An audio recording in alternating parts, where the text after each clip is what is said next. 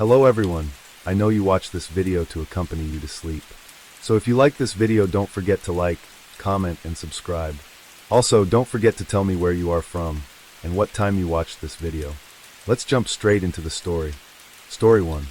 On the evening of April 1st, 2012, a man named Oh Won-chun was returning to his rented apartment after work in Suwon, South Korea. He finished some leftover pork for dinner and poured himself a glass of liquor. After a few drinks, he was slightly intoxicated. Oh Won-chun peeled a tangerine, watched some TV, then got up to go outside to smoke and take out the trash. Whether due to the effects of alcohol or a sudden impulse, a dark thought arose in his mind. He decided to hide behind an electrical pole in front of his building, waiting for women walking alone to pass by. About 20 minutes later, around 10:30 p.m., 28-year-old Kim was walking from the nearby train station. She worked at a mobile phone manufacturing company about 0.6 miles from her home. The buses had stopped running by then, and taking a taxi home would cost around $2. This wasn't a large amount, and her company provided a $100 transportation allowance. But Kim always tried to save this money to give to her younger brother as pocket money. Kim's family burdens were heavy. Not only did she have to shoulder her father's debt, but she also had to care for her mother and support her younger brother's dream of attending university. With her meager salary, she had to carefully budget every dollar trying to provide for her family. But fate did not seem to be on her side on this fateful night. She was only about 1,300 feet from home when a dark figure suddenly appeared. Won-chun, like a predatory animal, leaped out from behind the electrical pole. In an instant, he had grabbed Kim by the throat and dragged her into his rented apartment. Entering the room, Kim felt as if she had fallen into a nightmare. The space was dirty, almost empty, emitting a strong, sour odor. Scattered everywhere were mysterious small cards, the meaning of which she dared not think about. The strangest and most frightening thing was the presence of many sanitary napkins on the floor, although there were no signs of any other woman's presence in the apartment. A suitcase in the room revealed clothes and underwear, some of which were carelessly thrown on the bed. He said he was willing to pay for sex with Kim, offering a price 10 times the rent. But Kim did not respond. She understood that she could not reason with this man, and could only try to escape as quickly as possible. She tried to circle around Oh Won-chun to run to the door, but was grabbed by him and thrown to the ground, then dragged into the bedroom, and tossed onto the bed. After forcibly removing her clothes, he began to assault her. But Kim's strong resistance made it difficult for him to achieve his goal. At this point, Oh Won-chun felt the need to urinate, so he had to temporarily let go of her and get up to go to the bathroom. The bathroom was in front of the bedroom, and to escape, one would have to pass through it. Therefore, he left the bathroom door open, urinating while keeping an eye on the bedroom. In her panic, Kim quickly changed her thinking strategy.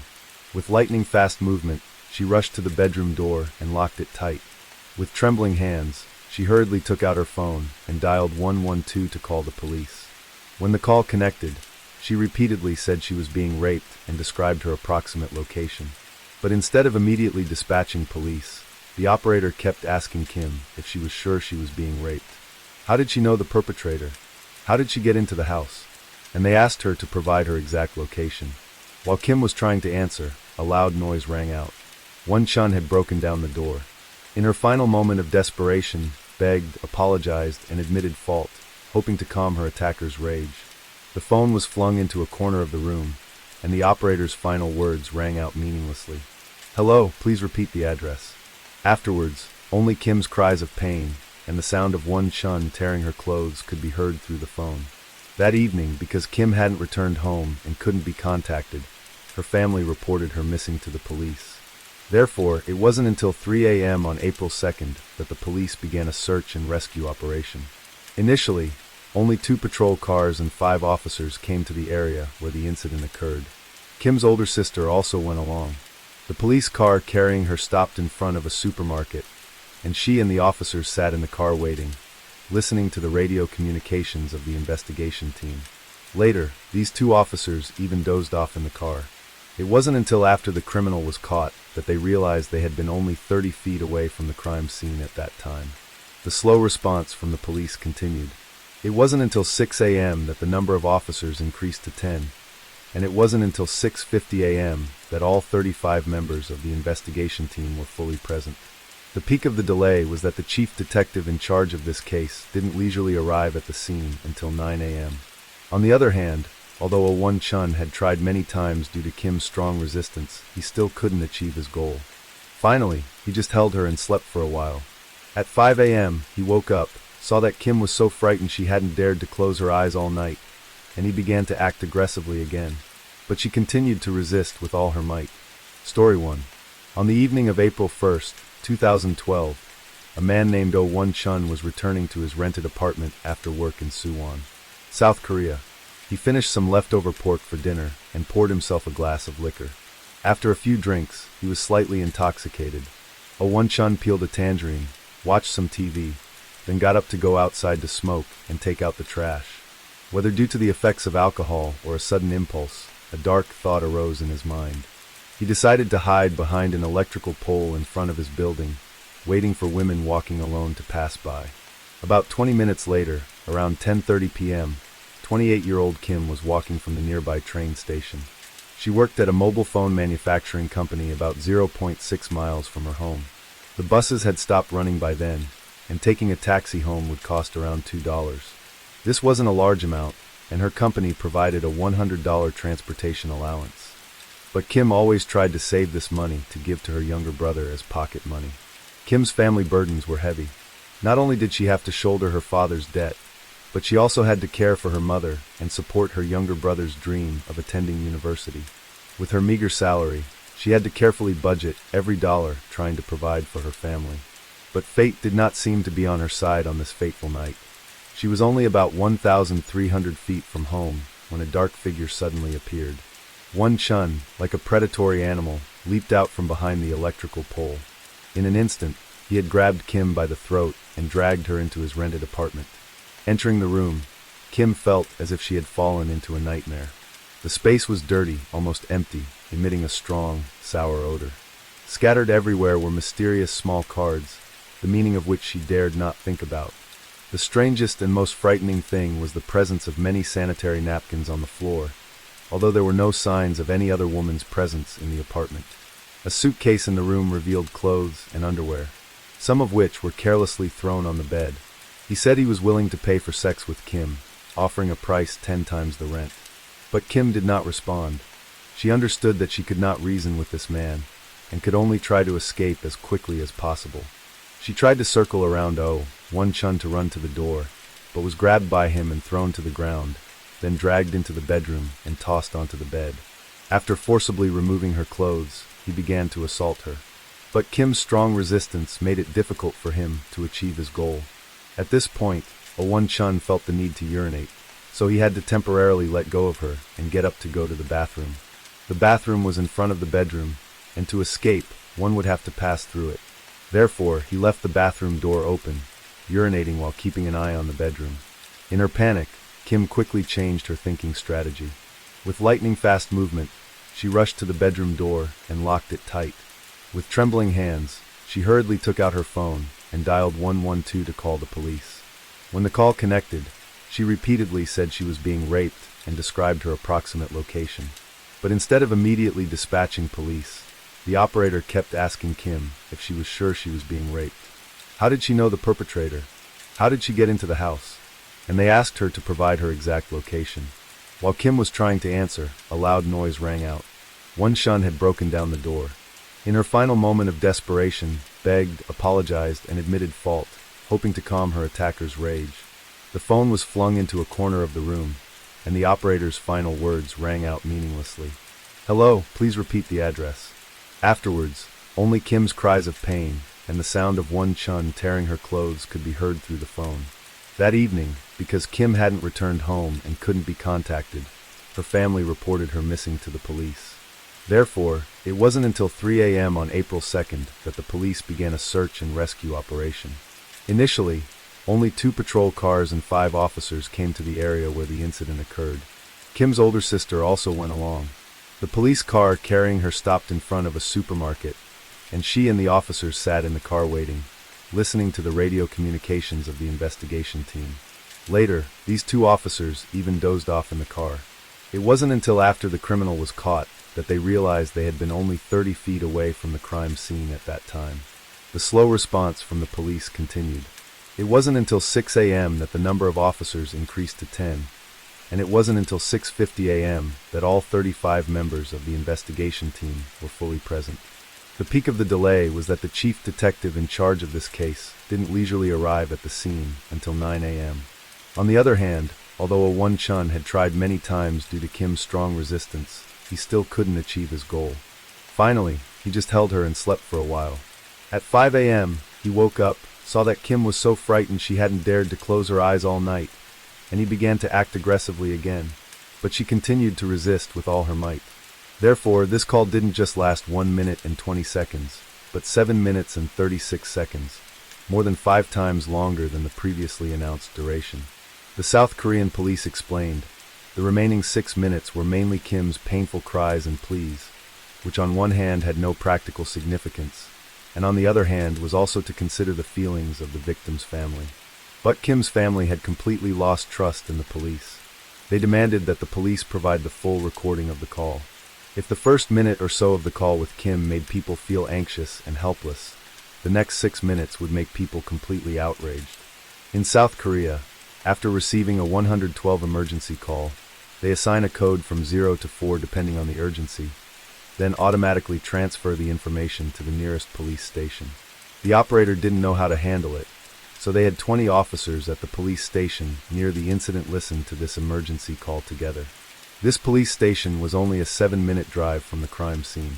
In the last 6 minutes of this call, there weren't just Kim's screams and pleas as the police said, but also the sound of officers talking to each other. They talked casually, not even muting themselves, and didn't consider what the criminal would do to the victim if he discovered this call. During the violence, Won Chun's voice could be heard. One officer said to another, "I think they know each other. Isn't this just a couple arguing?" Then another officer said lazily, "No one is answering, let's just hang up." And so, the emergency call that could have saved a life was carelessly terminated by them. Besides lying about the emergency call, in fact, on April 2nd when conducting the search, the police had confirmed that the surveillance camera at the back gate of Jidong Elementary School had recorded Won Chun dragging the victim. The video was 13 seconds long, but until before releasing the images on April 9th, they continuously denied the existence of this surveillance video. Later, the police explained that because they had caught the suspect early, they didn't pay special attention to the video. This case had too many loopholes. From the time Kim was kidnapped until she was killed, she lost many opportunities that could have saved her life. First, because Kim had provided quite detailed approximate location information, the 112 operator had actually calculated a smaller search range. Looking back later, this analysis report was very accurate. They had narrowed down the number of households at the crime scene to 65. This means that if there were only 33 officers, each person only needed to be responsible for searching 2 buildings, the crime could have been stopped at an early stage.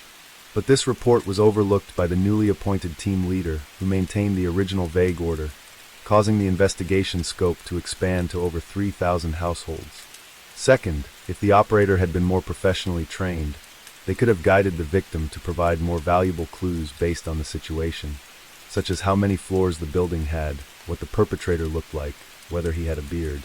Such specific dialogues would have been more helpful in locating the victim and later apprehending the criminal. Moreover, in dangerous situations, most police advise never to hang up the phone before they arrive. Although Kim didn't receive this reminder from the operator, she was smart enough to do so, because the police can not only receive information from the victim's words, but can also find important clues from the surrounding environmental sounds. However, in this case, police irresponsibly hung up the distress call first. The irresponsible operator, witnesses making subjective judgments, and the police searching passively all seemed to push Kim step by step into an irredeemable abyss. After the incident, the motive for this case also caused controversy. Won Chun was born in 1970 in the Inner Mongolia Autonomous Region, China. Before coming to South Korea in 2007, he lived by farming and doing temporary jobs. He had come to South Korea to work 3 times and had a wife and children in China. From May 2010, he started working in Saekdong, Suwon. The single room he lived in had a monthly rent of about $150. Won Chun drank alcohol every day and sought prostitution services once a month. After borrowing high-interest loans locally, because he couldn't repay the debts, he was often beaten and scolded. Therefore, he was very obsessed with money. When working in South Korea, he didn't get along with colleagues also because he couldn't participate in the social drinking culture after work, which is an important part of Korean office culture. His life goal was to bring the money earned in South Korea back to his hometown to live. The reason Oh Won-chun killed Kim was firstly because he was extremely angry that she had resisted when he tried to rape her, and secondly because he was afraid of losing the $7,000 he had earned in South Korea because of this incident. At that time, he remembered scenes from American gangster movies he had watched, and to avoid being caught by the police, he tried his best to dispose of the body. However, the victim's family and public opinion have raised doubts about this. As Oh Won-chun said, the murder and body disposal were all to cover up the crime as quickly as possible, so the issue of time was extremely important. But his method of committing the crime showed a terrifyingly calm demeanor. He spent 6 hours cutting the victim into more than 200 pieces, but didn't damage the internal organs. Moreover, he was 5 feet 9 inches tall and weighed 183 pounds, and in the situation where Kim was tied up, stopping the rape and killing her was also difficult to understand from a psychological perspective. Therefore, the court put forward the hypothesis of organ trafficking. However, in the trial, the Suwon court believed that Oh Won-chun was simply putting the body in plastic bags for preservation, and his bank account didn't have any suspicious money transactions. Therefore, after comprehensive analysis, they believed he just temporarily used these cruel methods according to the situation. Due to the change in the assessment of the motive, Oh Won-chun's sentence was reduced from the death penalty in the first trial to life imprisonment in the appeal. The difference lay in the intention regarding the disposal of the body. However, some critics argue that for Oh Won-chun, who had attempted to rape women and dismember the victim, committing such an extremely cruel crime, but being exempted from the death penalty, whether this is really appropriate or not.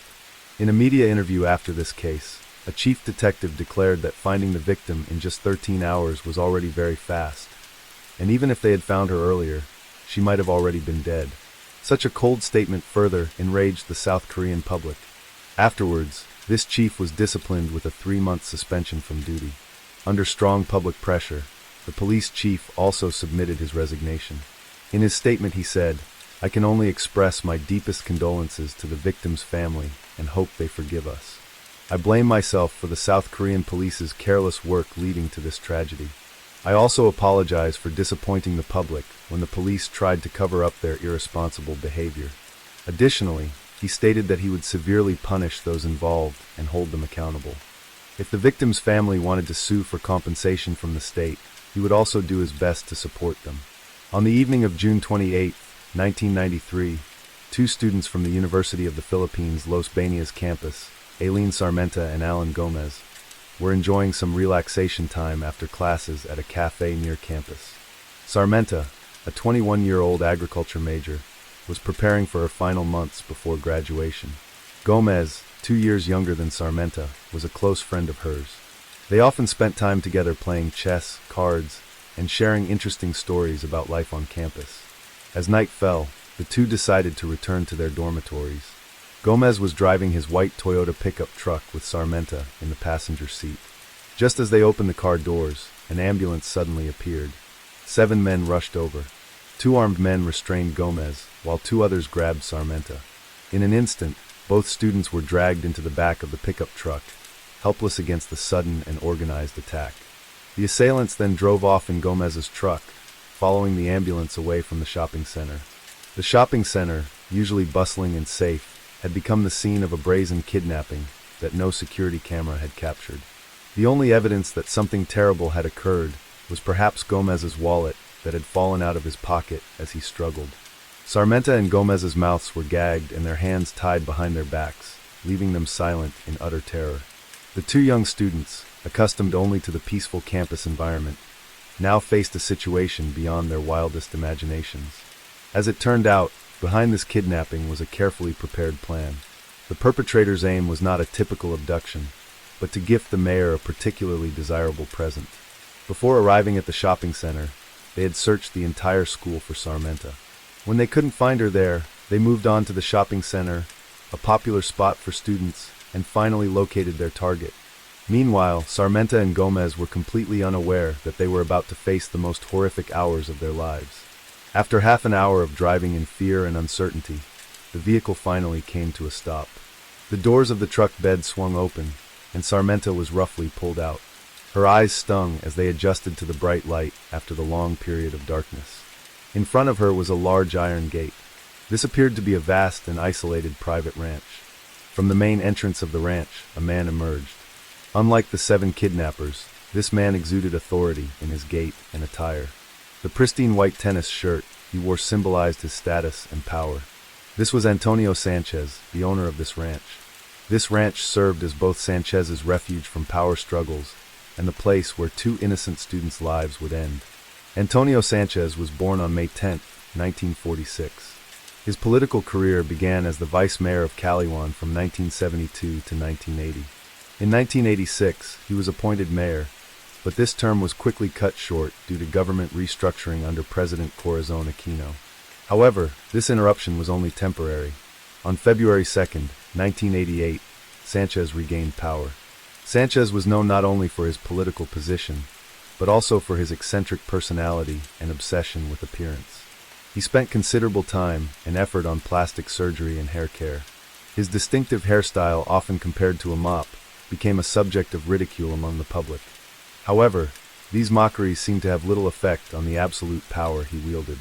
There were rumors that he had his own armed force and was involved in running an illegal gambling crime syndicate, during which time he had amassed considerable illicit wealth. Besides abusing his power for personal gain, his lifestyle was also heavily criticized.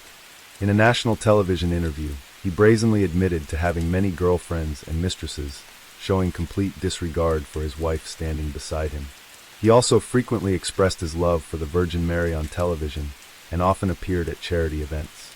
In the summer of 1993, a seemingly harmless meeting became the beginning of a horrific tragedy.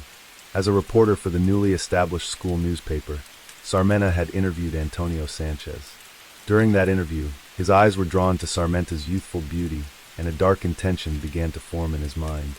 On that fateful night, when Sarmenta was dragged before him, Sanchez's face was filled with terrifying satisfaction.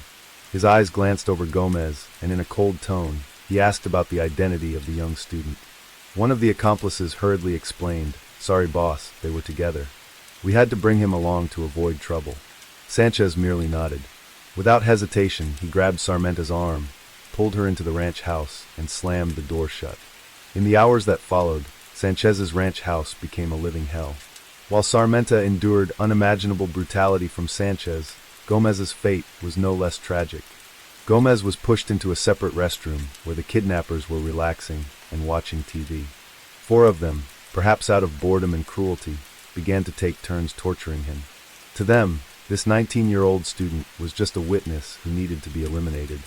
In extreme pain and fear, Gomez curled up like a child on the cold floor. He tried to protect his head with his hands, but that couldn't stop the brutality of his attackers.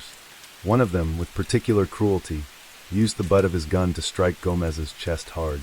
This horrific scene continued until Gomez's body was bloody and covered in injuries, lying motionless on the floor. Only then did his tormentors stop, continuing to watch TV, as if nothing had happened. Around 1 a.m. on June 29th, Sanchez finally ended his violent act. Sarmenta, her face covered in tears, hands tightly bound, hair disheveled, white shorts torn, left with only her underwear, couldn't control her sobbing. Sanchez wore nothing but his white tennis shirt. He thanked the kidnappers for bringing him this special gift and told them, "I'm done with her. Now you can do whatever you want with her." When asked about what to do with Gomez, they promised him they would kill him to silence him. Afterward, these men stuffed the 2 students into Gomez's pickup truck, and the ambulance and truck left the ranch one after another. On the way from the ambulance cabin, they could see the truck in front swaying back and forth. Perhaps because Gomez had regained consciousness and was struggling along with Sarmenta in the truck, or it was the sound of others trying to control them. Then a gunshot rang out, and the truck stopped. A man dragged the blood-soaked Gomez out of the truck, threw him onto the roadside, and fired another shot into his head to ensure he was dead. Then the convoy continued moving forward. Witnessing all of this, Sarmenta was completely shocked. She was alone and helpless, not daring to imagine what other violent acts she would have to face. The vehicles stopped at a sugarcane field. These men, like their boss, began to take turns raping Sarmenta. She was pinned down in the truck bed, with someone holding her arms and legs tightly. She cried uncontrollably in pain and constantly begging. After everything was over, when she saw one of them pull out a gun, Sarmenta sensed something was wrong. She struggled to prop herself up, kneeling in the truck and begging, saying that her body and dignity had been taken, pleading for them to spare her life. But the man was completely unmoved. They stuffed a dirty rag into her mouth, preventing her from speaking further. Then they pulled the trigger, aiming at the beautiful mole on Sarmenta's face. And so, this young female student was discarded in the truck like a useless object. These men didn't even bother to erase their traces. They returned to the ambulance and left, all the way recalling the crime they had just committed, and mocking Sarmenta's final plea for mercy. At 6:30 a.m. on June 29th, Deputy Police Chief George, along with 4 other officers, Aurelio, Luis, Vicencio, and Zoilo, participated in a special operation to search for a drug dealer. They had no leads on the drug dealer's whereabouts, so they could only drive around aimlessly, hoping to catch someone by chance. When the patrol car reached a remote road, they saw what appeared to be a person on the roadside grass. Upon closer inspection, they discovered Gomez's body. The young student had been shot twice, once in the head and once in the back, in a brutal murder. Almost simultaneously, another police officer reported finding Sarmenta's body in a nearby pickup truck. They immediately went to the sugarcane field and then drove the truck back to the police station. As soon as the bodies were discovered, the police quickly notified Sarmenta and Gomez's families and friends. In fact, worrying signs had appeared the night before. Sarmenta's roommate, feeling concerned when she didn't return to the dormitory, had reported this to the manager. For those who knew Sarmenta, this behavior was completely out of character. She was a well-behaved, gentle, and responsible student. Her overnight absence, without prior notice, was entirely unusual.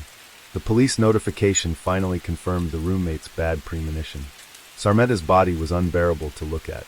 Her t-shirt was pulled up to her shoulders, she wasn't wearing pants, and she still had on the white sneakers she loved.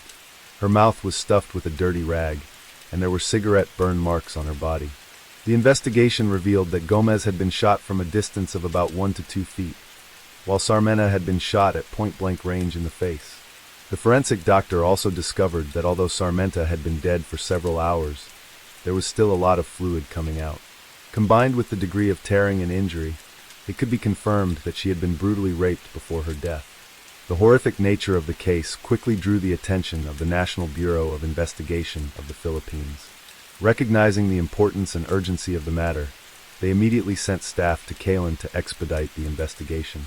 Police Chief Carno, based on the different levels of harm suffered by Sarmenta and Gomez, believed that the main target of this criminal group was Sarmenta, and Gomez was just a collateral victim killed because he happened to be with Sarmenta. However, Deputy Chief George had a different opinion. He believed that Gomez was the perpetrator. He argued that Gomez liked Sarmenta, but Sarmenta already had a boyfriend and rejected his feelings. Gomez harbored resentment because of this. George said he had investigated the case. Not long before the incident, Gomez's ex-girlfriend had been dumped by her boyfriend named Kit. As a result, Gomez had fought with Kit on campus, but because he lost the fight, he took out all his frustrations on Sarmenta, who had not accepted his feelings. George further analyzed that on the 28th, Gomez had pretended to make amends and invited Sarmenta for coffee after class. After everyone else had left, he offered to drive her back to the dormitory, then drove to a deserted area in the sugarcane field to rape her. Finally, he used a gun to kill Sarmenta. Afterwards, he became afraid of being caught by the police, and the more he thought about it, the more panicked he became, so he ended it all. However, George's argument had many holes. First, where did the different fluids on Sarmenta's body come from? Second, the blunt force injuries on Gomez's body couldn't be explained either.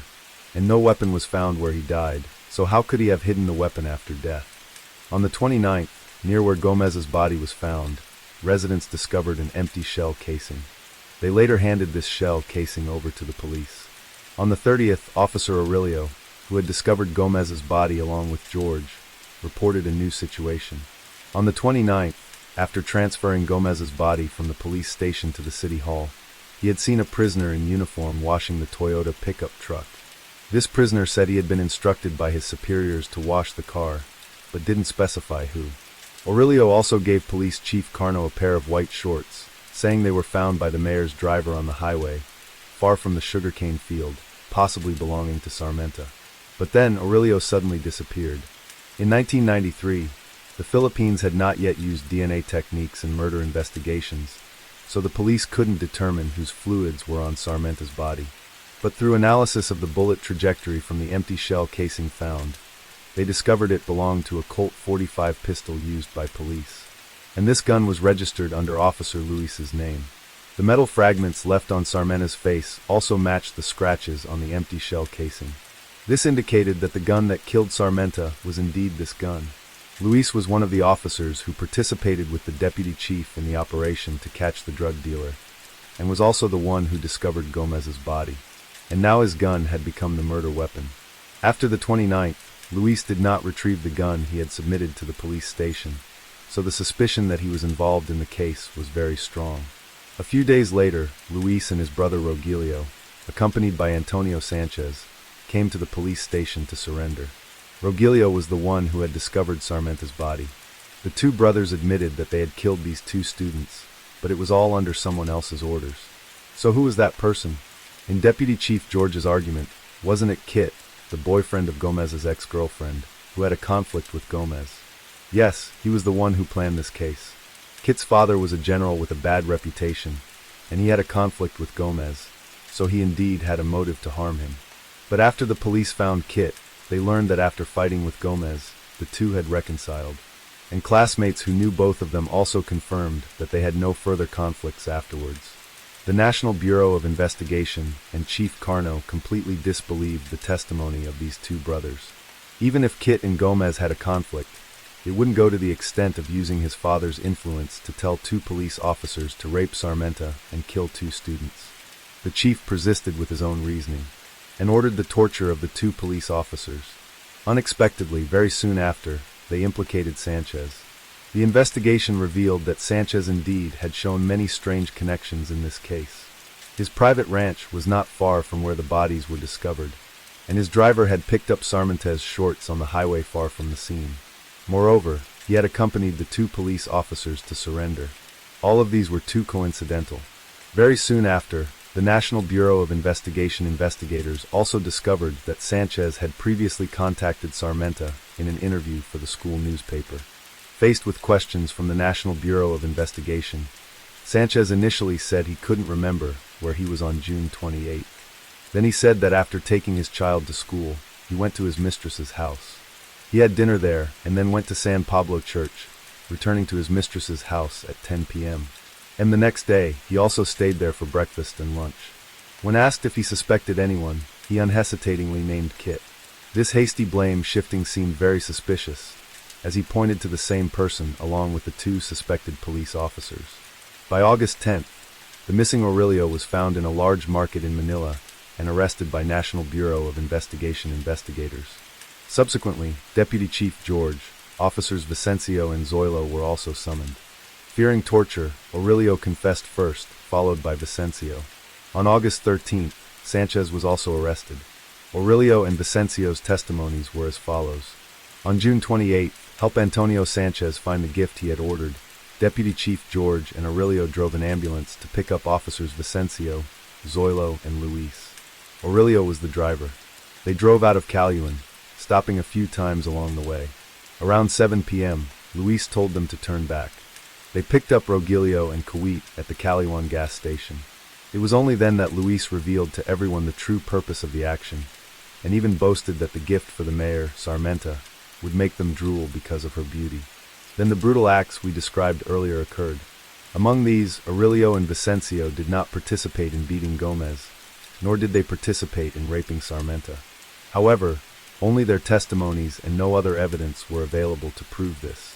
Aurelio also testified that, after committing the crime, when Sanchez learned that the National Bureau of Investigation had sent people to monitor the case, he became furiously angry, blaming everyone for acting thoughtlessly. But then he said that just a sum of money, not enough to buy a new car, could settle this matter, telling them not to worry. On June 30th, hearing from colleagues that residents had seen a suspicious ambulance near where the bodies were dumped, Sanchez gave Aurelio 2,000 pesos. about $40 at the time, telling him to find somewhere to lay low for a while. Clearly, the so-called operation to catch a drug dealer was just a fake search to disguise the discovery of the victims' bodies. Later, the police dug up Sarmina's belt that she had worn before her death and cigarette butts used to burn her at Sanchez's ranch. When the trial began, Aurelio and Vicencio were not prosecuted. All others pleaded not guilty. Sanchez, each time he appeared in court, brought a statue of the Virgin Mary, wore a glaringly white tennis shirt with his surgically altered face, arrogantly declaring that he could not have raped Sarmenta because, with his charm, all women came to him willingly. The others said they had only confessed under torture. The brothers Luis and Rogelio said they were acting under the orders of Chief Carno, only naming Antonio Sanchez as the mastermind, but claiming that Kit was the actual perpetrator. Deputy Chief George also testified that it was Chief Carno who ordered the prisoner to wash the pickup truck and destroy evidence, and he told them to blame this on Vicencio. On March 11, 1995, after 16 long months of trial, the court rejected the defendant's pleas. Sanchez and 5 others were all convicted of murder, rape, and kidnapping, each receiving 7 life sentences to be served consecutively. Additionally, the judge pointed out that the cruel behavior of these individuals was rarely seen in the world, and they were ordered to compensate the families of Sarmena and Gomez a total of 12 million pesos, about $240,000 at the time. Upon hearing the sentence, the calm image of this mayor suddenly disappeared. He flew into a rage, cursing vehemently, showing a completely different face from his usual demeanor. That same year, Sanchez was also indicted in another political murder case. Luis Vicencio and 2 others had carried out an assassination plan under Sanchez's orders. As a witness granted immunity from prosecution, Vicencio pleaded guilty in court. In December 1996, these 4 people were convicted of murder. Sanchez and Luis received 2 additional life sentences. Many years later, Sanchez still adamantly proclaimed his innocence, saying that all of this was due to political framing when he was running for governor. Time passed, and by 2019, 26 years after Sarmenta and Gomez were murdered, their families could never forget those horrific memories. And now news emerged that enraged the victims' families and the entire Filipino public. According to a law enacted in 2013, stipulating that prisoners who showed good behavior during their sentence could have their sentences reduced, Sanchez and 11,000 other prisoners would be released early. Very quickly, a petition with over 53,000 signatures was posted online, with people earnestly requesting that Sanchez serve all of his sentences. On August 22nd, students and alumni from Sarmenta and Gomez's University organized a rally to protest Sanchez's early release. The victims also strongly condemned the authorities' special treatment of the murderer. In fact, Sanchez was not a model prisoner in jail. On the contrary, he frequently violated regulations. In 2006, during a surprise inspection at the prison, guards found prohibited items and tools in his cell. He was charged for this, but the case was dismissed in 2011 due to insufficient specific evidence. In July 2010, he was again caught hiding prohibited items worth 1.5 million pesos, about $30,000 at the time. These were hidden inside a statue of the Virgin Mary in his cell. In November 2015, during another surprise inspection, a window air conditioner and a tablet were discovered in Sanchez's cell. He lived comfortably, justifying that due to health reasons, these were all necessary items for him. On August 26, 2019, under intense public outrage, the incumbent president of the Philippines was forced to personally intervene, ordering the Minister of Justice to suspend this plan, and finally, after a week, refused Sanchez's early release. The director of the Bureau of Corrections was also forced to resign. On March 27, 2021, Sanchez was found dead in his cell by the prison guards. He was 75 years old. Story 2. This case takes place in Niigata, a prefecture located in the northern central part of Japan's main island, Honshu. On the western side of Niigata Prefecture lies the coastal city of Kashiwazaki. In the quiet Yatsuya neighborhood of Kashiwazaki, a 2-person family with the surname Sato lived. The head of the household was 73-year-old Mrs. Sato, whose husband had passed away a few years ago. She was left living with her 37-year-old son, Nobuyuki Sato.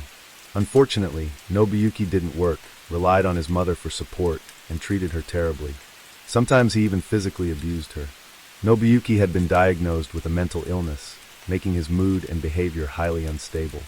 One day, Mrs. Sato could no longer tolerate her son's violent behavior and filed a request with the local health center to have her son admitted to a mental hospital. However, no one could have anticipated what the health center staff would discover when they arrived at the Sato household. Case that would shock the entire nation. To understand the full story, let's go back to January 28, 2000. It was a Friday during a heavy snowstorm in Kashiwazaki. At 1:30 p.m., staff from the health center and officials from Kashiwazaki City arrived at the Sato residence. Following Mrs. Sato's request, they had decided to initiate the process for her 37-year-old son, Nobuyuki Sato, to be forcibly admitted to a mental institution. They drove toward the Sato home. For years earlier, Mrs. Sato had gone to the local health center to report her son's domestic violence. She explained that Nobuyuki frequently beat her, and the situation was worsening. At that time, the health center staff wanted to visit the family to assess the situation, but Mrs. Sato refused, citing her son's aggressive temper. Later, Mrs. Sato went to a mental hospital to get medication for her son. However, in the following years, Nobuyuki's condition didn't improve. It only got worse. He even started using a stun gun to attack his mother. Desperate, Mrs. Sato returned to the mental hospital to seek help. She told the doctors that her son's violent behavior had recently escalated to the point where, if she tried to intervene, he would beat and tie her up. He even prevented her from using the bathroom. Hearing this, the doctor realized the severity of the situation and recommended that Nobuyuki be forcibly hospitalized to prevent any further danger. This time Mrs. Sato agreed. To verify the claims of domestic violence, staff from the local health center, along with officials from Kashiwazaki City, went to the Sato house for a welfare check. However, because Nobuyuki locked himself in his room and refused to see anyone, they had no choice but to leave. After multiple discussions, they scheduled the day for Nobuyuki's mandatory hospitalization and formed a specialized team for the task. On the appointed day, a team of 7 people arrived at the Sato house in Yatsuya, Kashiwazaki. Their home was a 2-story building with both a main and side entrance. The Sato family typically used the main entrance. Mrs. Sato lived on the first floor, while her son Nobuyuki lived on the second floor. He never allowed his mother to go upstairs. To prevent Nobuyuki from escaping through the side door, 2 members of the team were stationed there to guard it. The remaining 5 entered the house through the main entrance. They walked through the hallway, climbed 14 steps to reach the second floor where Nobuyuki lived. The group stood outside Nobuyuki's bedroom on the second floor and informed him that they were sent by Mrs. Sato to help him get treatment. Without waiting for his response, they immediately pushed the door open and entered the room. At that moment, Nobuyuki was asleep in bed and was startled awake. He angrily shouted at the intruders, "Who gave you permission to come in here?" Then he began screaming uncontrollably. Seeing that he was unable to control his emotions, the team quickly restrained him and administered a sedative. However, the sedative didn't take effect immediately, and Nobuyuki continued to struggle fiercely until it gradually started to work, calming him down. While waiting for the sedative to fully take effect, the team suddenly noticed something strange. They saw movement under the blanket on the bed. One of the staff members used scissors to cut open the blanket, and to their horror, they discovered a thin, dirty young woman with pale skin wearing oversized clothing, hiding inside. Shocked by this discovery, the team immediately asked the girl for her name and address. She appeared extremely frightened and responded incoherently. Realizing they couldn't get any clear answers from her at the moment, the team went downstairs to ask Mrs. Sato who the young woman was. Mrs. Sato was just as surprised to learn about the girl's presence in her home. She said she had no idea how the girl got there and had never known about her before. At 2 p.m., the team transported the girl to the hospital. On the way, they continued asking her for her name. This time, the girl was able to clearly state her name, home address, birth date, and her parents' names. Upon hearing the girl's name, one of the city officials taking notes was stunned. He realized that the girl in front of him was Fusako Sano, who had gone missing from the city of Sanjo 9 years earlier, when she was just 9 years old. Now she was 18. A mysterious case that had baffled the nation for years was finally solved. Fusako Sano was born in November 1980 in Tainai City, Niigata Prefecture. She was the 3rd child in an ordinary family. Her father was a farmer and her mother was a homemaker. In 1990, when the incident occurred, Fusako was a 9-year-old fourth-grade student living with her family in Sanjo City, Niigata Prefecture. Fusako was a well-behaved child. On the day of the incident, her elementary school held a baseball game, so after school she stayed to watch the game, and didn't head home right away. At 5 p.m., when the baseball game ended, 9-year-old Fusako left school and began walking home alone. At that moment, a man armed with a knife suddenly appeared and kidnapped her. That man was Nobuyuki Sato, who was 28 years old at the time. He forced Fusako into his car and drove her to his house, where he imprisoned her in his second-floor bedroom. Fusako was terrified, and whenever she tried to resist, he would beat and threaten her. For 9 years and 2 months, Fusako never stepped out of that second-floor bedroom. She was only given 1 meal a day and was frequently starved. By the time she was found, she was extremely thin. Her muscles had atrophied to the point where she could barely walk on her own. To prevent his mother from discovering he was hiding someone in the house, Nobuyuki made strict rules for Fusako. She had to stay in the room at all times, use plastic bags as a toilet, and she was forbidden from bathing. During the entire 9 years of captivity, Fusako was allowed to bathe only once and rarely changed her clothes. After learning about Fusako's circumstances, the staff immediately called the Kashiwazaki police to report the case. Upon receiving the report, the Kashiwazaki police sent 3 officers to the hospital to bring the girl back to the station. After fingerprint verification, the police confirmed that the girl found in Nobuyuki's bedroom, a mentally ill patient, was indeed Fusako Sano, who had gone missing from Sanjo 9 years earlier. After receiving the police report, Fusako's mother drove 31 miles from Sanjo to Kashiwazaki that evening to reunite with her daughter after years of disappearance. Overcome with emotion, the mother broke down in tears, her heart filled with regret, joy, and countless mixed emotions. Now let's go back 9 years to November 13, 1990. It was a Tuesday evening, and Fusako's mother had just finished preparing dinner, while her husband had come home from work. But their 9-year-old daughter, Fusako, had not yet returned. Normally, she would have been home by this time. Worried, the couple called Fusako's elementary school. Her teacher informed them that there had been a baseball game that day, and after the game ended, all the students had gone home. So Fusako was no longer at the school. Hearing this, the couple became extremely worried, fearing their daughter might be lost. They contacted family and friends to help search for her. They combed every street from the school to their home, but by that time, it was already dark. Only a few people were still out, and none of them had seen a 9-year-old girl. After hours of searching with no results, Fusako's parents began to fear that their daughter might never come back. At 7:45 p.m. that evening, they reported her missing to the police, asking for help. Upon receiving the report, the Sanjo police immediately began an investigation. They worked with teachers and school staff to search the route from the school to Fusako's home and questioned residents and passers-by. Some remote streets, fields, and vacant land were also included in the search area. In the 3 days following Fusako's disappearance, more than 200 people joined the search. The Sanjo police formed a special investigation team and expanded the search to neighboring towns. They even deployed search dogs and helicopters to aid in the search. The Sanjo police printed 2,000 missing person flyers with Fusako's photo and personal information. They distributed these flyers throughout Sanjo and nearby towns, hoping to find witnesses. In addition to distributing flyers, the police also began investigating suspicious individuals, particularly those seen loitering around elementary and middle schools. Later, the Sanjo police printed another 20,000 flyers and distributed them along the nearby railway lines. Police suspected that Fusako might have been involved in a traffic accident. However, after searching the roads between the school and her home, they found no skid marks or signs of a collision, so they ruled out that possibility. Through their investigation, police discovered that Fusako didn't usually take the main road. Instead, she walked alone along a small path to get to and from school. Typically, only local residents familiar with the area use that path. The police compiled a list of over 1,000 individuals with criminal records for assault in areas such as Sanjo and Shibata and focused their investigation on them. However, the city of Kashiwazaki, which was far from the scene of the crime, was not included in the investigation area.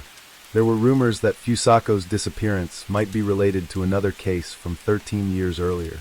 The victim in that case was 13-year-old Megumi Yokota, a 7th grader at a middle school in Niigata City, Niigata Prefecture. Megumi was also abducted by a car while walking home from school in the late afternoon. In that case, police believe that Megumi Yokota's disappearance was linked to North Korean agents. Later, the case was speculated to involve a combination of the Aum Shinrikyo cult and North Korean agents who kidnapped both Megumi Yokota and Fusako Sano. However, all of this was merely speculation with no concrete evidence to support it. 8 months after Fusako's disappearance, a man in Saitama Prefecture was arrested by Sanjo police on suspicion of extortion. This man had repeatedly harassed Fusako's family by calling them and claiming that he had kidnapped their daughter. For 9 consecutive years, in an effort to solve the case, Sanjo police returned to Fusako's school and the surrounding areas every November 13th to distribute missing person flyers. To prevent similar incidents from happening, Sanjo police identified 22 hazardous locations near elementary and middle schools throughout the city. They also developed a strategy to ensure the safety of students traveling to and from school. Police patrolled the streets around the schools using loudspeakers to remind students to stay safe. They advised children playing in the streets to go home early, avoid walking alone, and not to trust strangers. During the years of Fusako's disappearance, her mother never gave up hope of finding her. After 9 years and 2 months of unbearable pain and hardship, she was finally reunited with her daughter. As for Nobuyuki Sato, after being taken to the hospital, he was required to undergo psychiatric treatment for 2 weeks. Afterward, police arrested him on suspicion of kidnapping a minor. Following his arrest, many details of the case came to light.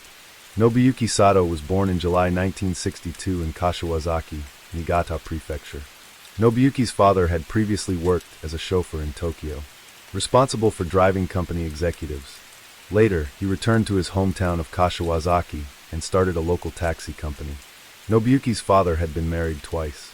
He had 5 children with his first wife. After she passed away, he married his second wife, Nobuyuki's mother. At the time, he was 61 years old and she was 36. Nobuyuki's mother worked in the insurance industry. When Nobuyuki was born, his father was 62 years old. Being the only son born so late in life, his father spoiled him excessively. This indulgence not only ruined Nobuyuki, but also caused harm to others. When Nobuyuki was in 1st grade, his father built a new house in the Yatsuya neighborhood of Kashiwazaki and set aside a 172-square-foot Western-style room on the 2nd floor as Nobuyuki's bedroom. This room would later become the place where he imprisoned Fusako. When Nobuyuki entered middle school, he was anxious and hated going to school because he was over 70 years old and his classmates would mock him, saying his father looked like his grandfather. This caused him to develop psychological issues, including severe germophobia. As a result, Nobuyuki always saw his father as old and dirty, and he hated being around him. In high school, despite being 5 feet 9 inches tall, he spoke softly and lacked masculinity. He was often ridiculed by his classmates, who called him effeminate. Some even taunted him, saying his mother only married his father for money. These insults caused deep psychological wounds for Nobuyuki. Around this time, he began taking out his frustrations on his family. He blamed his father for marrying his mother, and blamed his mother for marrying his father. After graduating high school, he didn't attend college. Following his mother's advice, he took a job at a factory that made machine parts. However, he constantly complained about irrational things, such as the presence of spiders in the factory, or his clothes getting dirty. He quit the job after only 3 months. After that, he refused to work and stayed home, ignoring his parents' pleas for him to find a job. At 25, he did something shocking. He forced his father out of the house. Helpless, his father moved into a nursing home. From that point on, he frequently argued with his mother. During one argument, he set fire to the family's Buddhist altar. Fortunately, the fire was discovered in time and didn't spread. Afterward, he was diagnosed with obsessive-compulsive disorder at the psychiatric department of Nagaoka National Hospital and was treated with medication for 1 month. At the age of 23, in an attempt to gain more independence from his mother, he demanded that she expand the house to give him more personal space. His mother, thinking it was a positive step toward independence, agreed. She spent 7 million yen, approximately $50,000, to build an extension to the west side of their existing home. The house was intended to have 2 floors, with no partitions separating it from the old section and far away from his bedroom. Most of the construction took place while he wasn't home. However, during the process, he repeatedly refused to allow workers access to the second floor, causing construction to be halted halfway. As a result, only part of the first floor extension was completed, and it wasn't connected to the original house. He never worked and constantly ordered his mother around at home, asking her to buy him music CDs of his favorite pop idols or horse racing magazines. People often saw Mrs. Sato accompanying her son to the Niigata and Sanjo race tracks to watch horse races. On one occasion, after winning a bet, he forced his mother to buy 10 deluxe tuna sushi platters from a sushi restaurant. If she refused to comply, he would beat her, even in public. At 27, Nobuyuki approached an elementary school student near the school gates as she was walking home and attempted to abduct her. However, his actions were witnessed by other students nearby, who quickly reported the incident to a teacher. Nobuyuki was caught in the act and handed over to the police. He was sentenced by the Niigata District Court to 1 year in prison with a 3-year suspended sentence for sexual harassment. At the time, the court believed that his likelihood of reoffending was low, so they placed the responsibility for his supervision and guidance on his mother. Since the police didn't officially record his offense, when Fusako went missing, Nobuyuki's home wasn't included in the investigation.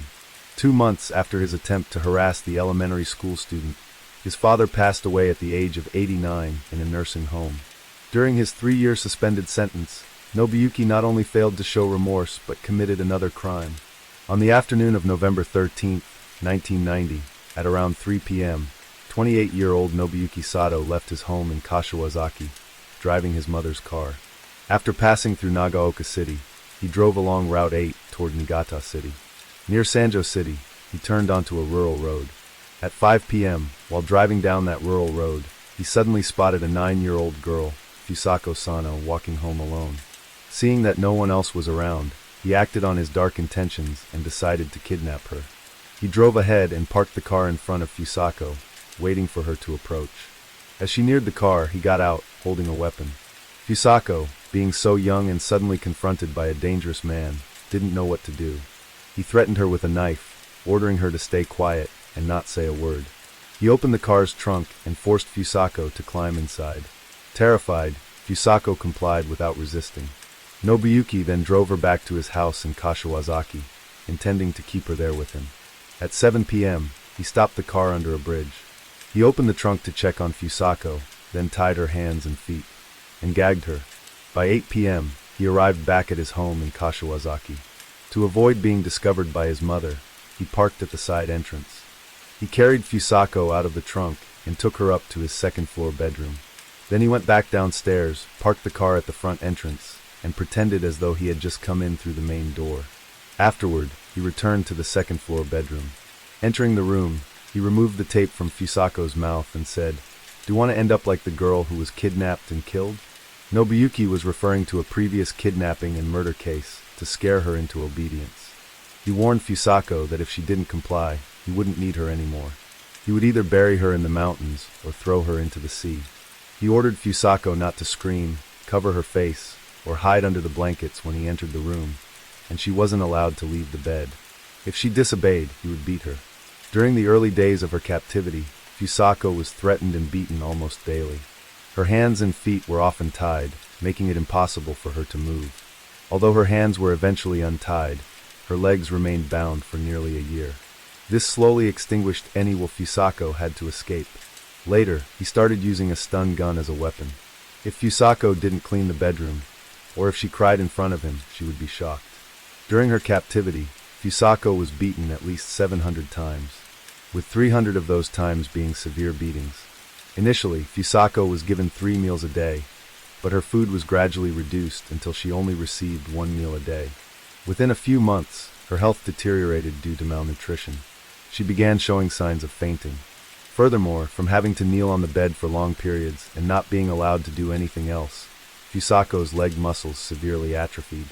She couldn't stand up on her own without Nobuyuki's assistance. As for using the restroom, Fusako wasn't allowed to use the toilet. Instead, she had to relieve herself in plastic bags. Fusako lived like this for over 9 years, until Nobuyuki was forced to undergo psychiatric treatment, which ultimately led to her rescue.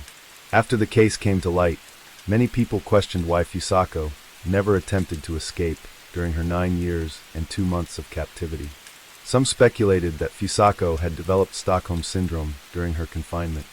Stockholm Syndrome is a psychological condition in which long-term hostages develop positive feelings toward their captor, such as empathy, identification, admiration, affection, dependency, and even a friendly or cooperative relationship with the captor.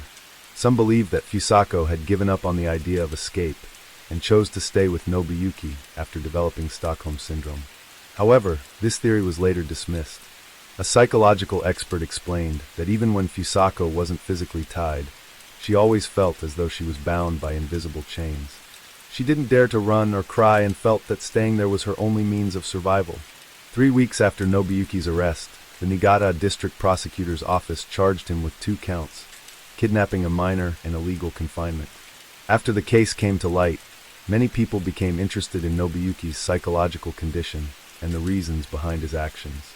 Nobuyuki had exhibited violent behavior since middle school. He frequently flew into fits of rage in his bedroom, smashing things without reason. If Mrs. Sato went upstairs to check on him, he would curse at her and sometimes even hit her. He didn't allow his mother to set foot on the staircase. This violent behavior made Mrs. Sato so fearful that she never dared to enter her son's room again.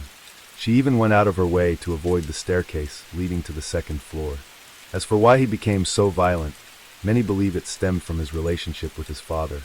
When Nobuyuki first entered middle school, there was one day when his mother came home late from an errand. That evening, it was just him and his father at home. For reasons unknown, the two suddenly got into a fierce argument, and his father stormed out of the house in anger. When his mother asked both of them what had happened, neither ever explained. From that day on, the relationship between father and son became strained. There were rumors suggesting that Nobuyuki may have discovered something about his father's peculiar habits that caused the relationship to sour. It was later revealed that his father had a habit of collecting provocative photos of young women. He hung these photos all over his bedroom walls and cut out images from magazines to keep in his possession. At the time, Nobuyuki was going through puberty, a sensitive period.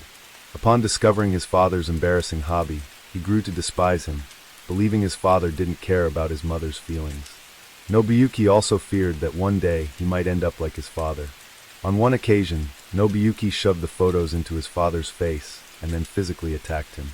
In a father-son relationship that was already strained, the confined living space may have contributed to the development of Nobuyuki's violent tendencies. If this incident was the catalyst for their estrangement, it could have also played a role in Nobuyuki's psychological deterioration. It's worth noting that the police didn't file any official charges against Nobuyuki. After his first offense, during his 3-year suspended sentence, the police visited his home in Kashiwazaki 3 times to check on him. However, since Fusako's family lived in Sanjo, the police in the 2 areas didn't communicate effectively, so they didn't suspect Nobuyuki's involvement in the disappearance in another location. The 3 visits were only routine check-ins. Had the police departments been able to share information more effectively at the time, they might have found clues that could have prevented Fusako from being held captive for so long. After Fusako was rescued, the police issued a heartfelt apology to her and her family. 4 months after Nobuyuki's arrest, the case was brought to trial at the Niigata District Court. Due to the public outrage caused by the case, more than 2,000 people applied to attend, making it the most attended trial in the history of the Niigata District Court. The public expressed sympathy for the victim and anger towards Nobuyuki's crimes. During the trial, the defendant, Nobuyuki, admitted that he kidnapped Fusako because he thought she was cute and, seeing no one around, decided to act on his malicious intent. Over the 9 years of holding Fusako captive, Nobuyuki claimed that he always considered her a good friend, teaching her about horse racing, cars, and more with the intention of being with her forever. However, the police pointed out that Fusako did not willingly learn any of these things. During her captivity, she could only follow Nobuyuki's orders to avoid being beaten. Nobuyuki believed Fusako was the only girl he could truly talk to, which is why he refused to let her go. The police also suspected Mrs. Sato, Nobuyuki's mother, who lived on the 1st floor of the house, of being an accomplice.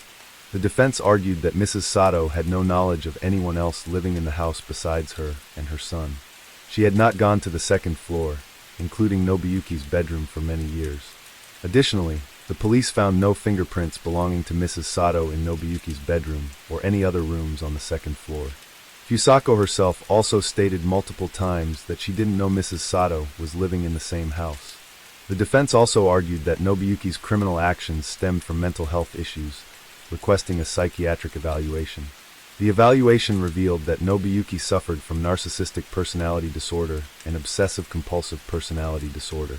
Based on this, the defense argued that Nobuyuki had a pathological obsession with cleanliness and presented evidence that Mrs. Sato had taken him to the hospital multiple times before the incident occurred. During the third trial, Nobuyuki began claiming that he could see the spirits of dead people, as well as insects and snakes, and that he experienced hallucinations.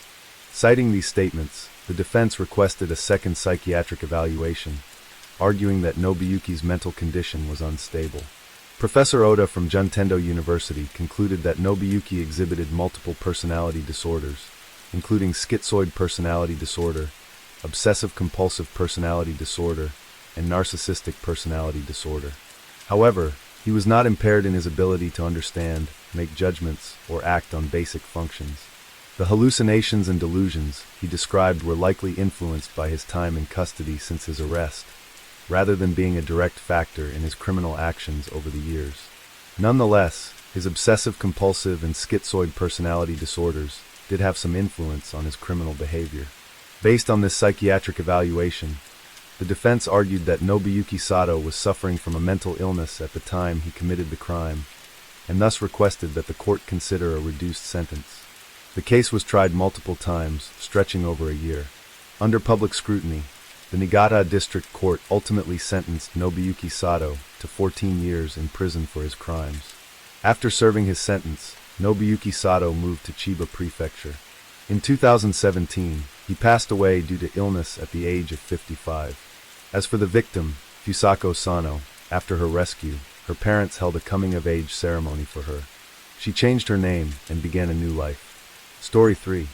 On November 12, 2007, the small village of Hiku in Gujiao City, Shaanxi Province, China, was bustling with unusual activity. A long wedding procession of cars, rumbling with engine noise, was winding its way through the narrow village road. Firecrackers exploded continuously along the route, as if celebrating with the newlyweds. A red carpet stretched for over 7 miles, adding to the already spectacular scene. The whole village seemed to be in a festive mood, with people pouring onto the streets, jostling to get a clear view of this rare spectacle. Although this rural village had witnessed many weddings before, none had ever been as grand as this one. What shocked people the most were the 12 massive Hummers in the wedding procession. While most villagers weren't familiar with car brands, they couldn't help but exclaim, "These cars look so impressive." In 2007, the average annual salary for urban workers in China was only about $3,000. To buy such a car would have taken many years of savings. How could ordinary people afford such a lavish wedding? It turned out this was the wedding of the son of Gujiao City's richest tycoon. Those few cars were just small indulgences. According to local residents, the wedding also invited many popular entertainment stars of the time, such as Jiang Dawei and Abeo, to perform. The total cost of the wedding exceeded $1.5 million. The extravagance of the wedding astonished both locals and people across the country.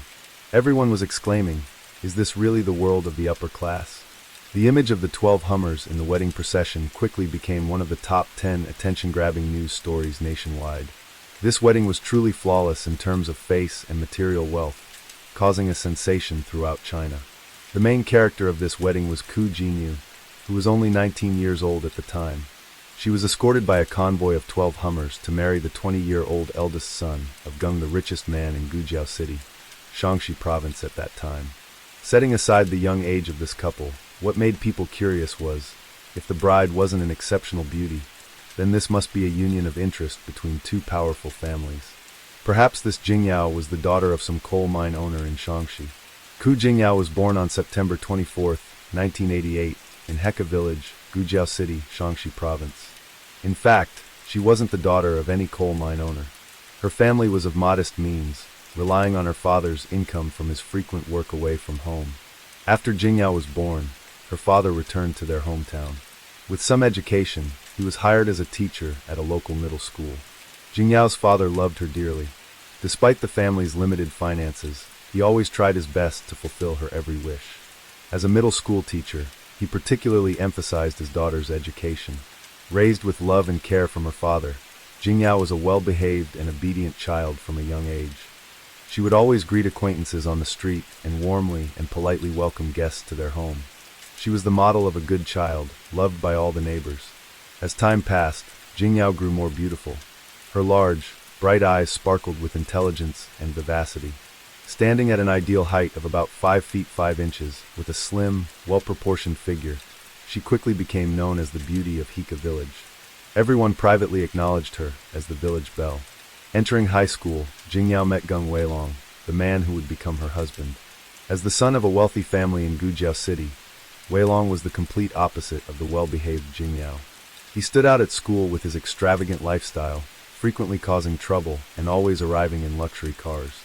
Jingyao's pure beauty quickly caught Weilong's attention. Although he usually showed little interest in studying, like many young men his age, he couldn't help but be attracted to a beautiful and self-reliant girl like Jingyao. Typically, a girl like Jingyao wouldn't fall into a romantic relationship so early. Perhaps it was because she had been a good girl for so long that she had suppressed her natural instincts, or maybe it was because opposites often attract. Whatever the reason, Jingyao also began to take notice of Weilong, and so like water flowing downstream, they gradually grew closer.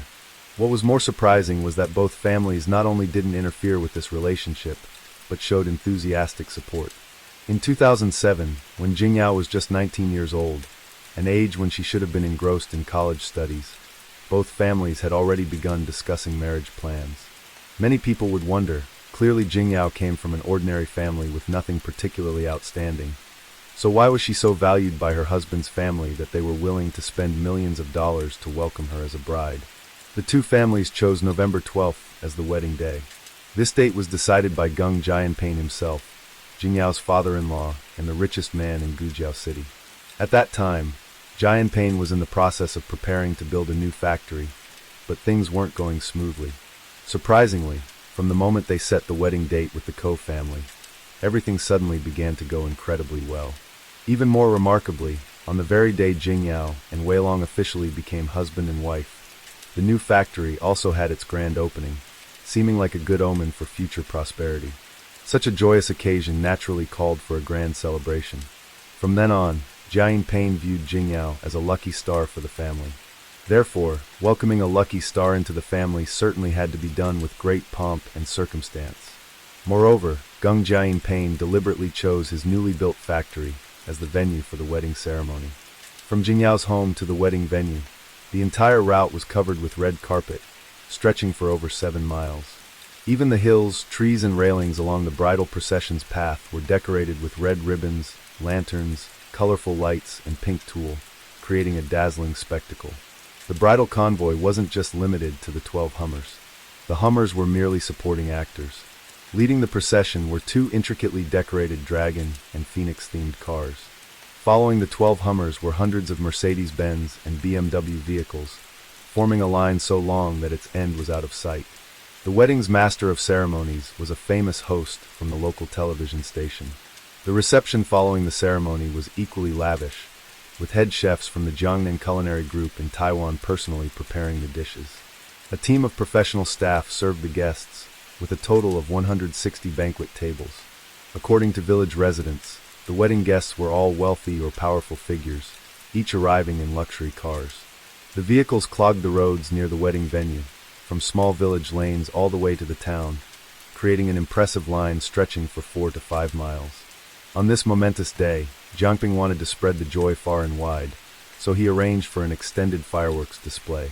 These fireworks weren't cheap, estimated to cost tens to hundreds of thousands of dollars. Nevertheless, a wedding costing millions of dollars was seen as excessively luxurious and wasteful. As a result, there was no shortage of criticism. In fact, under pressure from public opinion, the Gujiao City authorities even had to hold a special meeting to condemn such extravagance. However, as you might understand, Jianping, known as the richest man in the area, was naturally one of the biggest taxpayers. Who could do anything to him? The wealthy not only have money, but also wield considerable behind-the-scenes power, which is self-evident. The lavishness of the wedding showcased the wealth of the Jiang family. At that time, the family's total assets likely exceeded $150 million. However, the methods used to amass this enormous fortune were far from as clean as the glittering exterior of the wedding suggested. Behind the veil of luxury and splendor lay a story riddled with shady dealings and illegal activities. Jiang Jiangping, this famous and influential tycoon, was originally just a poor boy from an ordinary farming family. Moreover, he was an adopted child raised by his adoptive parents, who were actually his grandparents. That year, because his adoptive parents couldn't have children of their own, they adopted Jiangping from his birth family. When asked about the reason for organizing such a grand wedding for his son, he frankly shared, "We were too poor when I was young. Now I just want my son to have a taste of luxury." Jiang Jiangping was the fourth child in his birth family, nicknamed Xiaxian, which he later used to name his companies. Coming from a humble rural family, his life from childhood was marked by deprivation. His clothes were all hand-me-downs from adults, patched up. Daily meals were meager, often just watery soups. However, this harsh environment didn't make Jiangping hardworking or patient. Instead, it made his restless heart even more unsettled. He dropped out of school in second grade and spent his days loitering with other children. His daily life could be summed up as petty theft. Sometimes he would sneak into people's gardens to steal sweet potatoes or apples. Other times he would steal chickens to roast and eat. Over time, Jiangping's daring increased. At 18, a bold idea came to him. His target this time was the steel from a metallurgical factory. He planned to steal it and sell it for cash. To ensure his plan wouldn't fail, Jiangping secretly observed for half a month to understand the guards' positions, surveillance situations, and the layout of the area. One night, Ping snuck into the factory under the cover of darkness. He stole several blocks of steel and escaped through a drainage pipe in a corner of the factory. This theft gave him a taste of success. He thought, if I take a little each time, it will add up and I won't get caught while making some pocket money. However, if you want others not to know, unless you don't do it yourself. After some time, when the factory manager was taking inventory, he discovered that a significant amount of steel was missing and reported it to the police. After investigation, the police identified Jiang Jiangping as the main culprit and immediately arrested him. Faced with police interrogation, he didn't try to hide anything and admitted to everything. He thought, stealing just a few blocks of steel isn't a big deal. If I confess voluntarily, I'll probably be detained for a few days and then released. But the law was strict, and Jiang Jiangping was sentenced to several years in prison. After his release from prison, all of Jiang Jiangping's social connections were severed. Without education, he couldn't find an easy job. He knew that if he wanted to make a lot of money, he couldn't follow the normal path because the most profitable ways to make money are all written in the criminal code. Those years coincided with the booming coal industry in Shaanxi, and many people became wealthy because of it. Jiang Jiangping saw this and became envious. But at this point, he had nothing. So where could he get the money to buy a mine? He racked his brains day and night, and finally came up with a clever plan. He collaborated with his siblings to search for mines. Not long after, they found an unexploited coal mine behind a mountain. Without caring whether it was public property or not, they directly seized the coal mine. Then, he and his siblings pooled money to buy some mining tools and began extracting coal. After some time, they made a substantial amount of money. Jiang Jiangping went from a petty thief to a coal mine owner in Shaanxi. Seeing that this mine was nearly depleted, he went looking for his next target. He spent money on several tons of explosives for blasting mountains, then casually placed them around the surrounding hills. With earth-shattering explosions, several shallow coal seams were exposed on the surface. These coal mines brought significant profits to Jiangping. However, at the same time, due to operating without a business license and tax evasion, he was once again arrested and imprisoned. But this time, he was no longer the poor boy from before. He used money to build connections and was released in less than a month. This prison experience made Jiang Jiangping realize the situation. He believed that to make money, having guts alone wasn't enough. What mattered was having someone to back you up. After careful research, Jiang Jiangping found his support in Zhong Ximing. This Zhong Ximing was truly a figure with an extraordinary background, known by several notable nicknames. Shaanxi's #1 coal baron, a key figure in Taiyuan's underworld, and more. He wielded significant influence in Shaanxi, not only being wealthy, but also possessing an extensive network of connections. After aligning with Zhong Ximing, Jiang Ping became acquainted with many influential big brothers. Through paying protection money and giving lavish gifts, he finally obtained a coal mining business license and even registered several more mines. Just as Gung Jiangping's hometown was about to merge villages and elect a new village chief, he thought this was a good opportunity. He could receive a government salary while having the chance to acquire more mines. If he could secure the position of village chief, making money in the future would be even easier. To get elected as village chief, Jiangping began using various tactics. He led a group of his subordinates to visit each household, carrying $15,000 in cash. He promised the villagers that if he was elected, he would give each household a $90 bonus. At that time, the honest farmers who couldn't earn $90 even in a year happily agreed. Finally, Gung Jiangping got his wish and was elected village chief. However, he blatantly betrayed his promise.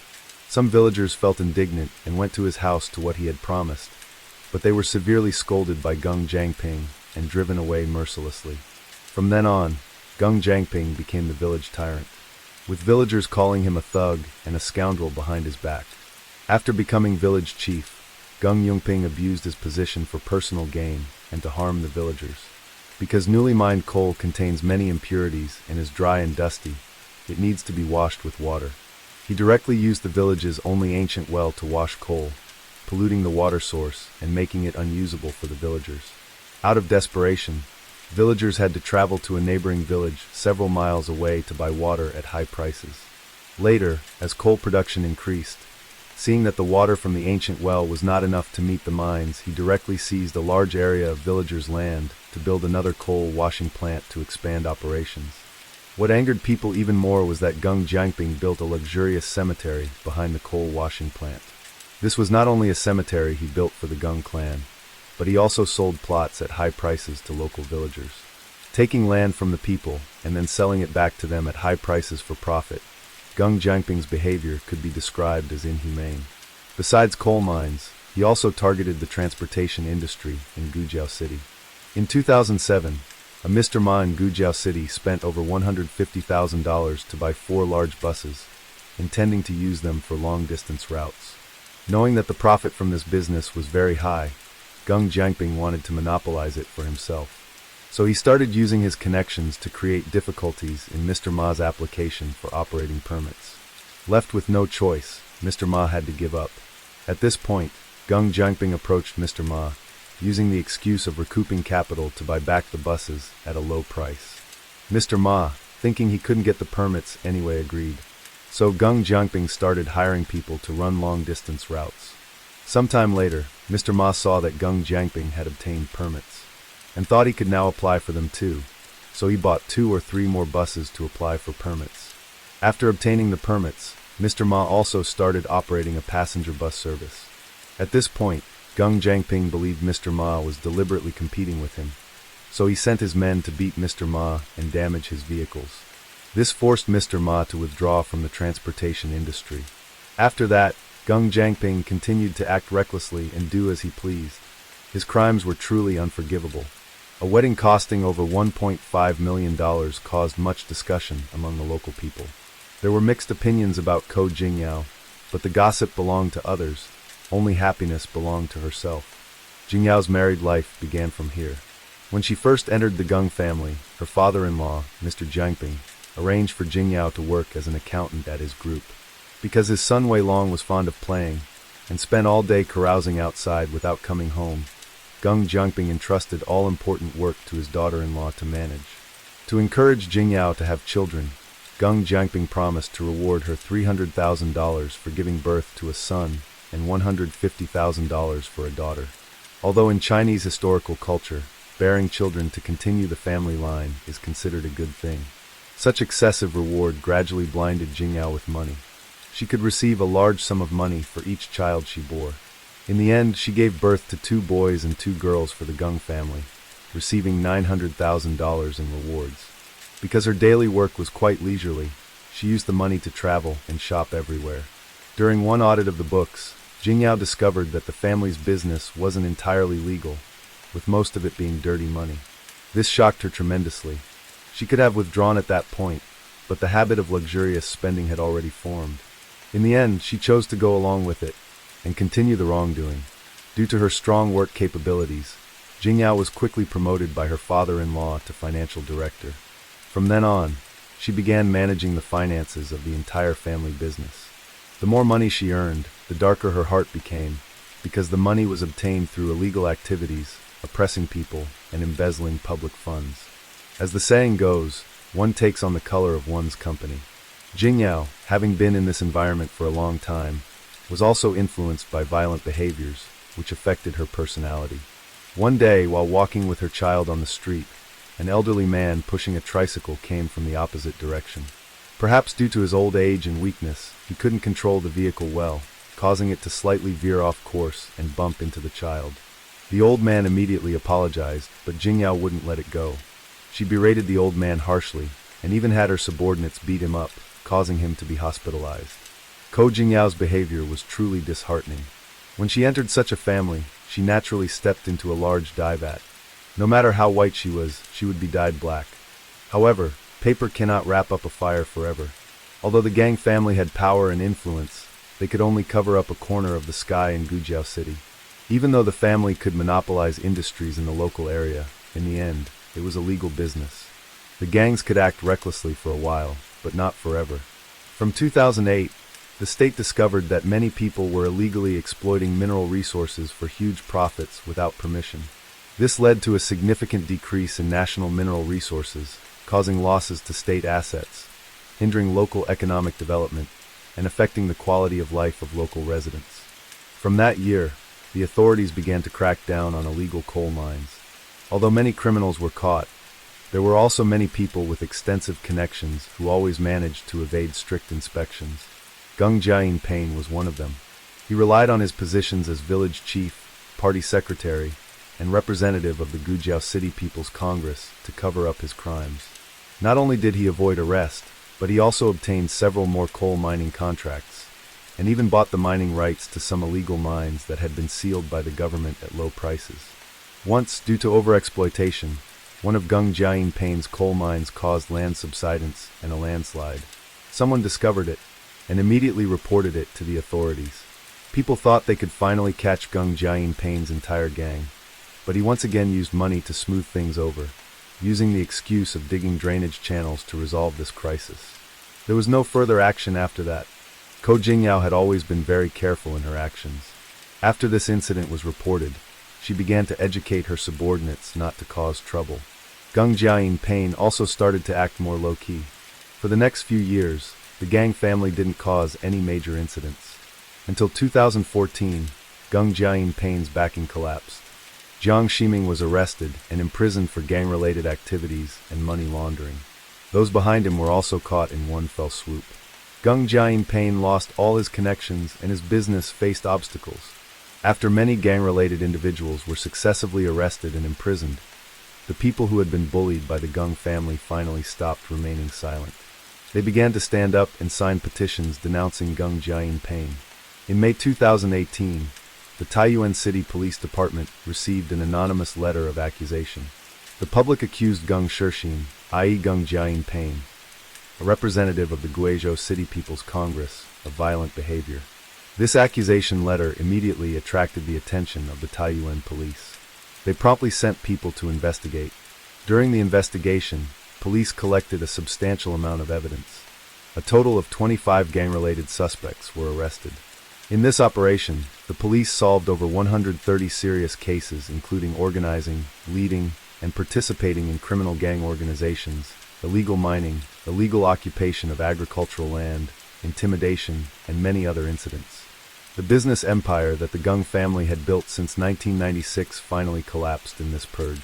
After Gung Jianping and Gung Weilong were arrested, Jingyao took a large sum of money and began to flee. The Ministry of Public Security directly put her on the Class A wanted list and offered a reward of $15,000 for her capture. This time, even if Jingyao had wings, she could hardly escape. After some time of tracking and investigation, they finally discovered Jingyao's whereabouts and promptly reported it. One day in 2019, after 8 hours of stakeout, the police finally spotted Jingyao at a high-end apartment complex in Taiyuan City. They immediately arrested her and took her to the police station. When arrested, she was dressed fashionably, wearing Hermes slippers. Surprisingly, this once wealthy lady of Shaanxi seemed very calm when arrested. She smiled, maintaining her elegance as if she had enjoyed all the pleasures in the world and had nothing left to regret. At this point, 10 months had passed since her father-in-law Gung Jianpain and husband Gung Weilong finally, on October 22, 2019, the Taiyuan City People's Court sentenced Gung Jianpain to 25 years in prison. His son, Gung Weilong, was sentenced to 20 years in prison. Both had their personal assets confiscated. The remaining members of the criminal group were also sentenced to various punishments. As for Ko Jingyao after her arrest, her case was to be handled separately. According to reports among Gung Jianpain's bus business income, the route from Guizhou to Taiyuan was controlled by Jingyao. Considering that sealing the buses would affect people's travel, the bus routes originally managed by Ko Jingyao would now be entrusted by the government to another transportation company for operation. After Gung Jianpain's arrest, the coal washing plant at the entrance of the village ceased operations. The iron gate in front was damaged, and the plant area was full of stagnant water. The 4-story office building opposite was also empty. On the hillside, 2 large excavators of the Xixing group were abandoned on an empty plot, surrounded by overgrown weeds. Slogans about cracking down on crime and eliminating evil could be seen everywhere in the village. Looking back at Ko Jingyao's entire story, one can't help but feel melancholic.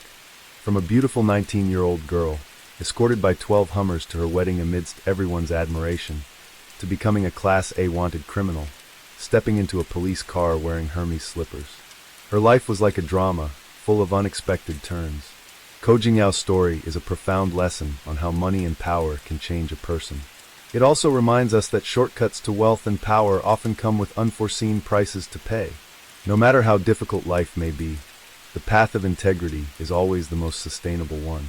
Story for this case took place on Hong Kong Island, one of the 3 main regions of Hong Kong, along with Kowloon and the New Territories. In the northwest part of Hong Kong Island is the renowned University of Hong Kong, the oldest institution of higher education in Hong Kong, established in 1910. It is a public research university. The main character in this story is Tina Chan, a 52-year-old housewife. Her husband, Chung Ki-chung, 54, is an associate professor in the Department of Mechanical Engineering at the University of Hong Kong. The couple has 2 children, their eldest daughter, Chung Si-hui, 28, who works at the Independent Commission Against Corruption, and their youngest son, Chung Si-bo, 26, a dentist. The family of 4 lived in the Wai Wan Hall dormitory at the University of Hong Kong. In 2018, an event occurred that shattered their peaceful life. On the evening of Monday, August 20th, 2018, at the Western District Police Station near the University of Hong Kong, 54-year-old Associate Professor Chung Ki-chung and his eldest daughter, Si-hui, hurried to report a missing person case. They carried a missing person notice that read, "Missing person Tina Chan, 52 years old, 5 feet 3 inches tall, weighing 132 pounds, medium build, wears glasses, shoulder-length black hair, missing since the morning of August 17th after leaving home." Chung informed the police that 3 days earlier, on the morning of August 17th, he woke up to find that his wife, Tina Chan, had disappeared. Initially, he thought she had gone out to buy breakfast, but she never returned.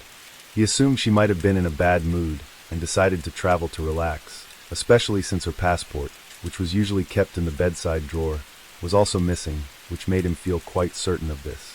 Chung went on to explain that the night before his wife disappeared, after a full day of teaching, he returned home to find his eldest daughter arguing with his wife. Feeling too exhausted at the time, he didn't intervene and went straight to his room to rest. Around 10:30 p.m., his eldest daughter angrily left to stay at a friend's house. Afterward, his wife also went to bed. They didn't speak that night, and both were on their phones before turning off the lights and going to sleep. To his surprise, his wife had vanished the next morning. As this wasn't the first time his wife had left without notice, he wasn't overly concerned at first. However, after 3 days with no contact from her and all attempts to reach her phone being unsuccessful, the family became very worried. They printed missing person flyers and distributed them around the University of Hong Kong before going to the police station to file a report. Their eldest daughter, Si-hui, told the police that the night before her mother went missing, She had come home from work and found that the toilet in their bathroom had been sealed with clear tape and smeared with chocolate, which was quite disgusting. Since her father had been teaching all day and wasn't home, she naturally assumed her mother had done it. Feeling frustrated, she confronted her mother, asking her to clean up the mess. However, her mother didn't seem to care and simply went to her room and locked the door. This attitude made the daughter even more furious. After a long day at work, she was already exhausted, and now she couldn't even use the bathroom at home. The more she thought about it, the angrier she became. She ran to the balcony, grabbed a clothes-drying rod, and started banging on her mother's bedroom door, demanding that she come out immediately to clean the bathroom. After a while, her mother, irritated, opened the door. Seeing this, Siwi threw the cleaning supplies on the ground and dragged her mother toward the bathroom. During this, a physical altercation broke out between the two, and the situation became very tense. Her mother insisted that she wasn't responsible for the mess in the bathroom, and told Sihui to stop bothering her. Just as the argument was escalating, Sihui's father came home from work. She thought he would step in to intervene, but he said nothing and went straight to his bedroom. Feeling frustrated, Sihui realized that continuing to argue with her mother wouldn't solve anything, so she left to stay at a friend's house. She never imagined that when she returned the next day, her mother would have disappeared. In the past, they had argued several times, but her mother never stayed mad overnight. They always made up quickly. This time, however, felt different, and Sihue was a bit worried about her mother, fearing that something bad might have happened. The next morning, after gathering the basic facts, the police went to their residence at Whaleyuan Hall at the University of Hong Kong to investigate. This 16-story student dormitory was built in 1994 and renovated in 2010. The building houses a total of 125 double rooms and 131 single rooms, and is equipped with a study room, gym, and other facilities. According to university regulations, each dormitory has a resident supervisor responsible for overseeing student conduct and discipline. The role is typically filled by a faculty member, and Chung was the resident supervisor for Whaleyuan Hall. His family lived on the 15th floor, the only family residing on that entire floor. As an associate professor, he enjoyed this privilege. In Hong Kong, where space is extremely limited, having an entire floor to themselves was a luxury, especially with a sea view. Let's take a look at the floor plan of the 15th floor. The yellow area represents the emergency exit, and the red area is Chung's apartment, with a total area of 1,990 square feet. Upon exiting the elevator, you turn left to enter the apartment. Walking down the hallway, there's a bathroom directly across. To the east of the hallway is a secondary bedroom with a balcony attached. Heading west along the hallway leads to the living room, which faces the kitchen. Continuing down another hallway, there's a master bedroom, another bathroom, a secondary bedroom, and a separate balcony. Chung and his wife stayed in the master bedroom, while their eldest daughter and youngest son occupied the two secondary bedrooms. When the police arrived, they found Chung and his wife's bedroom in complete disarray, with belongings scattered everywhere, and even books and newspapers thrown across the floor, leaving no corner untouched. Their youngest son, Sibo, happened to be home, and the police proceeded to question him. Sibo told the police that on August 16th, after returning home from work, he noticed that the toilet seat in his bathroom had been replaced with an old, used one. He immediately suspected that his mother had done it, as this wasn't the first time she had done something like this. He explained that besides the Whaleyuan building, their family owned 5 other properties in the area surrounding the University of Hong Kong. His mother had rented out all of these properties.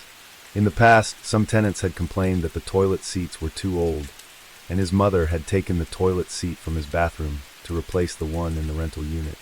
This action had made him extremely angry. He had a phobia of germs and did not want to use items that had been previously used by others. Furthermore, a toilet seat isn't that expensive, and they could easily afford to buy a new one for the tenant. However, his mother didn't see it that way, and thought buying a new one would be a waste of money when they already had one at home. Because of this, Sibo had a big argument with his mother. Afterward, they didn't speak for a few days. He thought his mother would stop doing such odd things, but to his surprise, she had replaced his toilet seat again. Knowing that arguing with her wouldn't solve the problem, he decided to play a prank on her as payback. That day, he secretly went to his parents' bathroom, sealed the toilet seat with clear tape, and smeared chocolate all over it. Afterward, he went back to his room, put on his headphones, and played video games. He didn't know what happened after that. Sibo's testimony suddenly made Si Hui, who was standing nearby, realize what had happened. It turned out her mother didn't clean the bathroom because she hadn't made the mess. Si Hui felt deeply remorseful, realizing that she shouldn't have lost her temper and forced her mother to clean up. She thought her mother must have been hurt, which may have led her to leave without saying goodbye. According to Chung Ki-chung, Tina Chan left the house on the morning of August 17th. The police then reviewed the elevator surveillance footage from that morning. They discovered a woman resembling Tina Chan in the footage.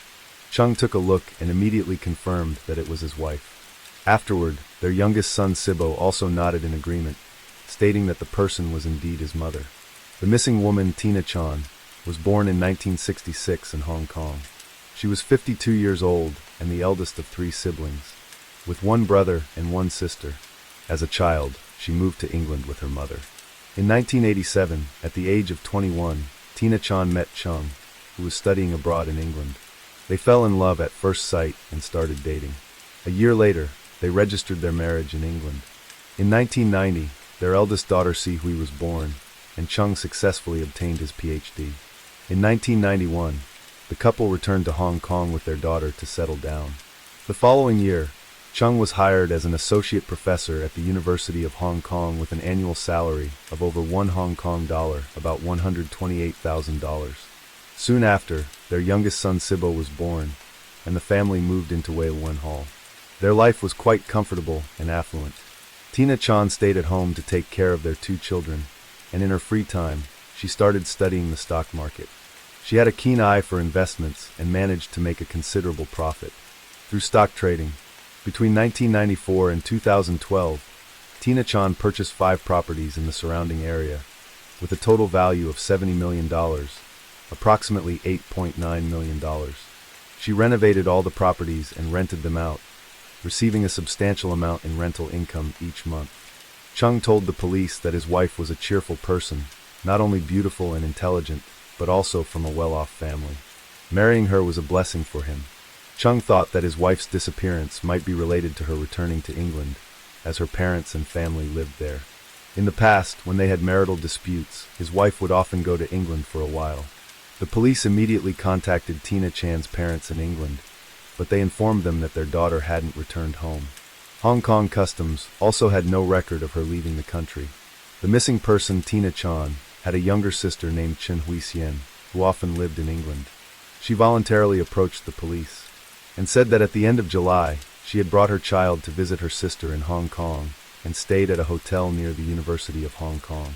Occasionally, she would sleep at her sister's home, staying on the living room sofa. During that time, the 2 sisters frequently went shopping and to beauty salons together. Chen Huisien mentioned that on the morning of August 16th, she and her sister went to the bank. Once there, her sister told the bank staff, "I would like to open a new account and deposit 4 million Hong Kong dollars, approximately $510,000. That day, the bank happened to be offering a promotion where new accounts with deposits would earn a higher interest rate. Tina Chan was very interested in this promotion and asked the staff if depositing an additional $2 million, around 255,000 Hong Kong dollars, would bring any additional benefits. The bank staff suggested that a family member could open another new account, allowing them to take advantage of the interest rates for both accounts. Upon hearing this, Tina Chan immediately called her husband, Chung, and told him that a bank employee would be coming to the university shortly to have him sign some paperwork. She asked him to put aside his work for a moment to sign the documents when they arrived. Their phone call was brief, and Tina Chan didn't seem to explain clearly to her husband why the paperwork needed to be signed before quickly hanging up. The bank promptly sent someone to the University of Hong Kong to meet Chung. Shortly after, the employee reported back that Chung had refused to sign the paperwork and said they could discuss it another day. Tina Chan immediately became unhappy and wanted to switch to another bank to open the account. Afterward, Chen Huisien took her sister to a different bank about 3 miles away. There, her sister took out a check for 4 million Hong Kong dollars, about $510,000, and prepared to open the account and deposit the money. However, after reviewing the check, the staff found there was an issue with it and the transfer couldn't be processed at that time. Faced with this complication, Tina Chan felt embarrassed and upset. Angry, She immediately called Chung to ask for money, but he refused. They argued for a few moments before ending the call.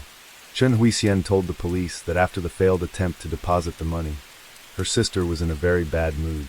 On the way home, she didn't say a word. Despite Huixian's efforts to comfort her, it didn't help. The next day, her sister disappeared. The police questioned Chung about this incident. He explained that he was extremely busy with work at the university that day and had no time to sign any documents. Furthermore, his wife hadn't explained the details over the phone, and he couldn't just sign something without fully understanding it. Later, his wife called again asking for money, but at that moment he couldn't access such a large sum. So he told her to come home first. They did have a brief argument on the phone, but once he got home they didn't mention it again. He didn't believe his wife would leave without saying goodbye over such a small matter.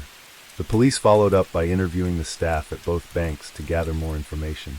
They recalled that Tina Chan appeared very wealthy, but seemed to have a difficult personality. When she was on the phone, her tone was harsh, as if she were giving orders.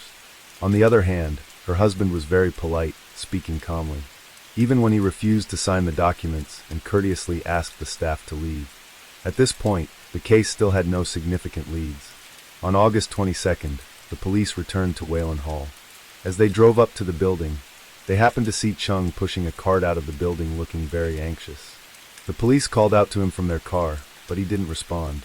So they parked in the nearby lot and quickly rushed over to Chung, calling him to stop. Upon encountering the police, Chung initially froze but quickly recovered, greeting them and asking if there was any news about his wife. The officers found Chung's behavior strange and asked why he hadn't responded earlier. Chung explained that perhaps he hadn't heard them because of the noise from the cart. At this point, the police noticed that the cart contained a wooden box with a microwave and some kitchen utensils on top, all covered by a blue dust sheet. When asked what was inside the wooden box, Chung explained that with the new semester approaching and freshmen about to move in, the box was filled with supplies for the students. Since there wasn't enough space at home, he was taking them to his office and would distribute them to the students later. After saying all this, Chung continued pushing the cart toward the parking lot. At this point, he seemed more secretive, completely different from his previous demeanor. Based on their experience with cases, the police sensed that he might be hiding something, although they couldn't pinpoint exactly what it was at the time. They then went upstairs to his apartment to gather more information. At that moment, Tina Chung's younger sister, Chen Huixian, happened to be at the apartment. She provided the police with a new lead. She said that on the evening of August 16th, she was actually at her sister's house and witnessed the argument between her sister and niece. However, since it was a matter between mother and daughter, she didn't feel it was her place to intervene and chose not to say anything. Afterward, she fell asleep onto the sound came from her sister's bedroom. Chen Huixian felt a little worried, so she got up and went to the bedroom door to check. The door wasn't fully closed, only slightly ajar. Through the crack, she saw her brother-in-law on top of her sister. Thinking they were being intimate, she quickly returned to the living room and went back to sleep. Looking back, however, she found it strange. If they were being intimate, why was there such a loud noise? Chen Huixian told the police that she now suspected her brother-in-law had murdered her sister. After her sister went missing, she had wanted to go to the police immediately. But her brother-in-law did everything he could to stop her, insisting that her sister had gone on a trip to relax and promising he would handle the situation himself. It wasn't until her niece insisted that they go to the police that her brother-in-law finally agreed to report it and went along. The police asked Chen Huixian if she had ever seen a wooden box in the apartment, to which she replied that she hadn't. At this point, the police formulated a bold theory. The Chung family lived on the 15th floor of the building, and directly above them was the 16th floor, the top floor. However, the 16th floor had remained vacant for a long time. It was possible that after murdering his wife, Chung had hidden the body on the 16th floor, waiting for the right moment to move it out. However, when the police conducted their first investigation, they hadn't checked the 16th floor, so they didn't discover anything. The police now suspected that Chung Chiching was the prime suspect in his wife's murder. They added him to the list of primary suspects and began investigating further. Chung was born in 1964 into an ordinary family in Hong Kong and was 54 years old at the time. He had several siblings, and his parents, who weren't highly educated, didn't place much emphasis on their children's education. However, Chung was a diligent student and excelled academically from a young age. After graduating from university, he went to England to pursue a graduate degree, where he met his wife, Tina Chan. The two of them started a family and eventually returned to Hong Kong. Chung had a successful career teaching at the University of Hong Kong, and both of his children inherited his academic talents. Though the family lived comfortably, Chung and his wife were very frugal in their daily lives, never spending extravagantly. Chung even wore the same clothes for several years before replacing them. When the family ate out, they never dined at high-end restaurants. The reason for this was because they had purchased 5 properties. Tina Chan was very enthusiastic about purchasing real estate. Every day, she would stay home researching property information and knew exactly which projects were about to go on sale. All 5 properties were purchased based on her recommendations. Later, the value of these properties significantly increased, which made her feel proud, believing she had contributed greatly to the family.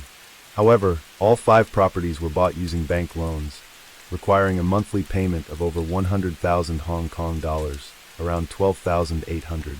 Although Cheng's income was quite high, there wasn't much left after paying off the loans each month. To reduce financial pressure, the couple rented out all 5 properties. In her spare time, Tina Chan also worked part-time to help cover family expenses. She believed she had successfully raised 2 outstanding children and had plenty of experience in child rearing. Because of this, she posted online ads, offering services as a nanny, postpartum caregiver, and similar jobs. Chung and Tina were transparent about their finances. Their earnings were pooled together, and they even created a monthly budget, posting it in the house.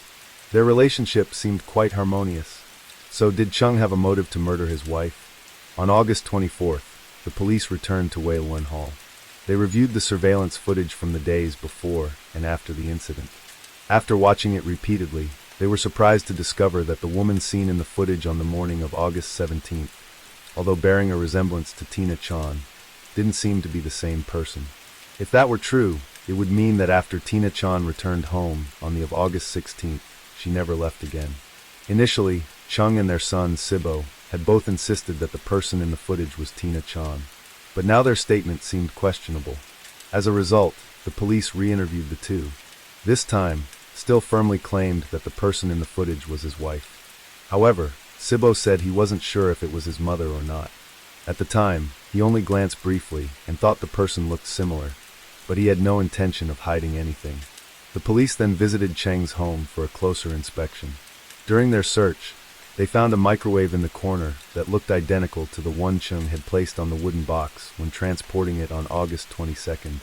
According to Cheng's earlier statements, those items were supposed to have been taken for the new students to use.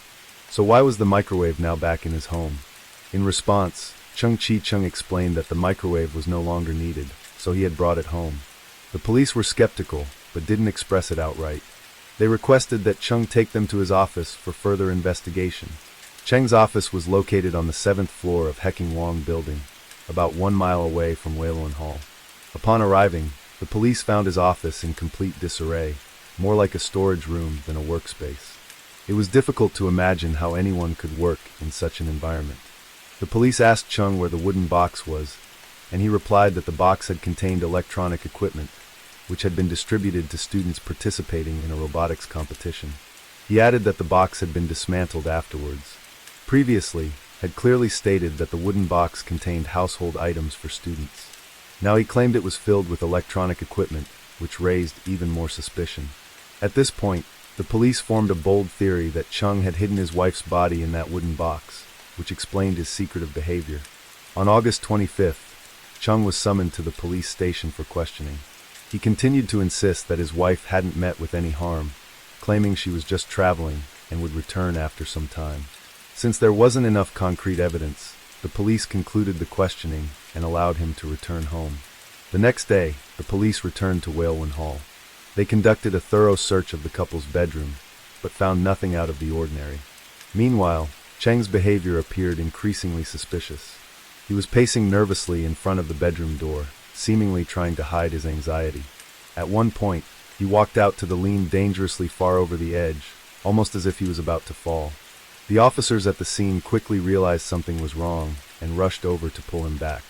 These strange behaviors only heightened the police's suspicions. Chung explained that he had been under immense pressure since his wife went missing and had been living in a dazed state. Seeing the police search his home made him feel like life no longer had any meaning, which is why he had considered jumping. The police advised his children to keep a close watch on him. The following day, they brought Chung to the Haking Wong building for another round of investigation.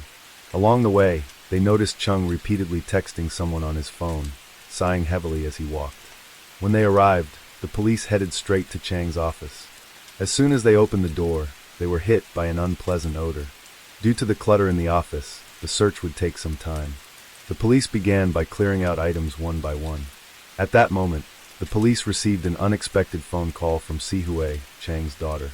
She reported that her father had just sent some strange messages to the family group chat, suggesting that he wanted to end everything. She urged the police to keep a close eye on him. The officers then asked Chung to hand over his phone. Unexpectedly, Chung became agitated, shouting at the police, "You suspect me. I don't need anything anymore." Seeing how upset he was, the police didn't force the issue. A little while later, Chung calmed down, realizing he had lost his temper, and apologized to the officers. He told them that the wooden box wasn't in his office, explaining that after distributing its contents to the students, he had dismantled the box and stored it in another office. He then led the police to another office on the 7th floor. In a corner of the room were 6 wooden panels, which had been dismantled from the wooden box. The police inspected the panels but found nothing suspicious. Despite Chung handing over the wooden panels, the police still did not fully dismiss their suspicions of him. Given Chung's agitated state, police decided that continuing the search might further provoke him. They told him to go home and rest, and that they would continue cooperating with the investigation later. Meanwhile, news of the disappearance of the University of Hong Kong associate professor's wife had spread throughout the campus, and everyone was closely following the case. Later that afternoon, the police called Chung to the Haking Wong building again. When they arrived on the 7th floor, they immediately noticed a strange smell, and asked Chung if he knew where it was coming from. He remained calm and explained that there were often rats in the office, and that the smell might be from them. The police, losing patience, stopped beating around the bush and directly asked Chung if he had killed his wife and hidden her in the office. Upon hearing this question, Chung's expression darkened, and he remained silent. That day, the police conducted a thorough search of Chung's office. Finally, they discovered a wooden box under a desk. They pointed to the box and asked Chung if Tina-chan was inside. At that moment, realizing he could no longer hide the truth, Chung finally nodded and admitted it. The police pulled the wooden box from under the desk. After measuring it, the box was about 3 feet long, 26 inches wide, and 13 inches tall. The corners were secured with nails, and the gaps were sealed with clear tape. The police carefully opened the wooden box and found a black suitcase inside. Water was seeping from the zipper. When they unzipped the suitcase, inside was the body of a woman. Due to the hot weather, the body had become bloated and had started to decompose. She was only wearing underwear, and a wire was wrapped around her neck. Her body was curled up with a ligature mark on her neck, but no other visible injuries. The cause of death was determined to be mechanical asphyxia. The time of death was estimated to be between August 16th and 17th. After conducting a DNA test, it was confirmed that the body was that of 52-year-old Tina-chan, who had been missing for 11 days. In the early hours of that morning, the police arrested Chung on suspicion of murder. After his arrest, he confessed to the killing and recounted the entire series of events. On the evening of August 16th, Chung returned home from work and found his wife in a heated argument with their eldest daughter over cleaning the bathroom. Such arguments were common in their household. His wife and the 2 children frequently fought over trivial matters. Not wanting to get involved in these petty disputes, Chung went straight to the bedroom to rest. He later heard his eldest daughter storm out in anger, while his wife also went to bed. They both spent some time on their phones before preparing to sleep. His wife had a habit of drinking orange juice before bed, so as usual, he got up to pour her a glass of orange juice from the kitchen. However, after taking a sip, she became furious and asked him where he had bought the orange juice, accusing him of giving her spoiled juice. His wife demanded that he get immediately and go down to the supermarket to return the orange juice, or else he shouldn't expect to sleep that night. Chung knew the juice wasn't spoiled. It was just that their eldest daughter had bought a different brand at the store, and it tasted different from the one they usually drank. He patiently explained this to his wife, but she refused to listen, insisting that the juice had gone bad. The argument escalated as his wife grew angrier. She called their eldest daughter, ordering her to come home immediately to return the juice. However, since they had just argued, the daughter didn't want to deal with her mother and simply said a few words before hanging up. At this point, Chung felt his wife was being unreasonable. He criticized her for kicking their daughter out earlier and now making a big deal out of something so trivial. He told her she was being petty and blowing things out of proportion. Hearing this, Tina-chan became even angrier. She lashed out at Chung, blaming him for not stepping in to mediate earlier and now criticizing her. She questioned his responsibility as a father. At this, Chung's long-suppressed anger erupted. He retorted that the messy bathroom was her fault, and she was the one responsible for cleaning it up. But Tina-chan refused to take responsibility, arguing that she hadn't made the mess, so why should she clean it? She added that she was already overworked, constantly taking care of the family, and exhausted every day. The argument continued to escalate, with both sides growing more hostile. Tina-chan began bringing up old grievances, calling Chung useless and accusing him of doing nothing but teaching, without caring for the household. She claimed that if it weren't for her insistence on buying properties, the family wouldn't own so many, and it was all thanks to her. Chung felt bitter hearing this. He believed that the 5 houses were a burden, with the family barely able to manage the monthly mortgage payments. Without his salary from the university, they wouldn't be able to afford the properties. How could his wife consider this her accomplishment? Tina-chan, now furious, pointed at Chung and shouted, "You think you're so great? All you bring home is that measly paycheck. If the family depended on you, we'd be out on the begging." With that, she suddenly sat up in bed and kicked him to the floor. Her action pushed Chung beyond his limits. He saw his wife as a spiteful woman who couldn't be reasoned with. He didn't want to stay in the room any longer, so he reached under the bed to grab his slippers to leave. But his wife didn't let up, continuing to hurl insults at him from the bed. At that moment, his hand brushed against an electrical cord under the bed. A dark thought suddenly crossed his mind. As he looked at his wife, still yelling, his anger intensified. In a split second, he stood up, jumped onto the bed, and wrapped the electrical cord around her neck. Within moments, his wife stopped moving.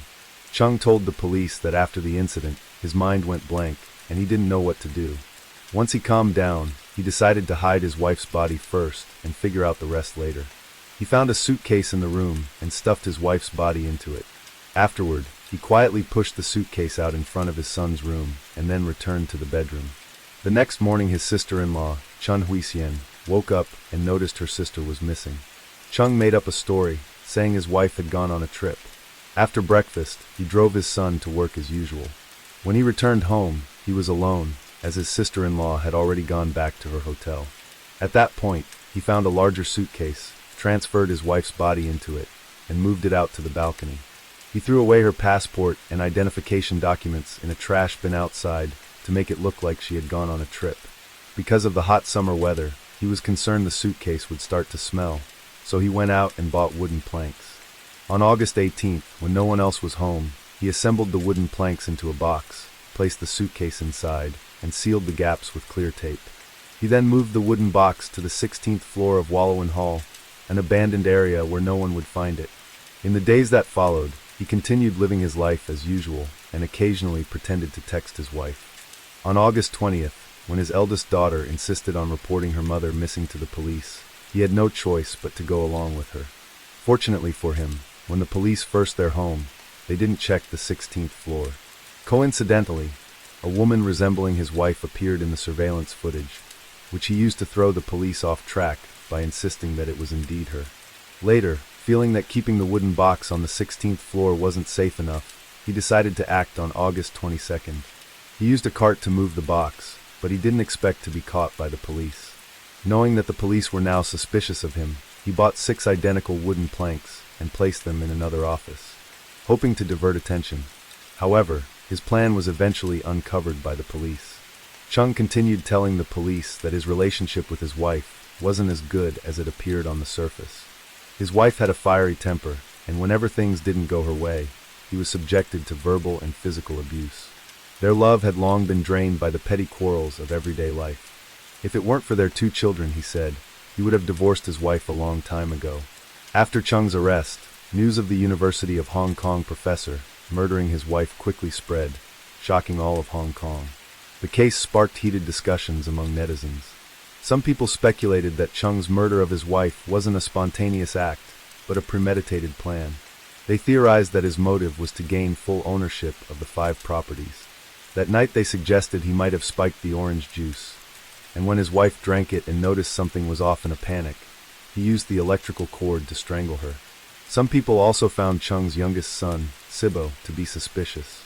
After the crime occurred, a suitcase appeared outside his room, yet he didn't seem to notice anything unusual.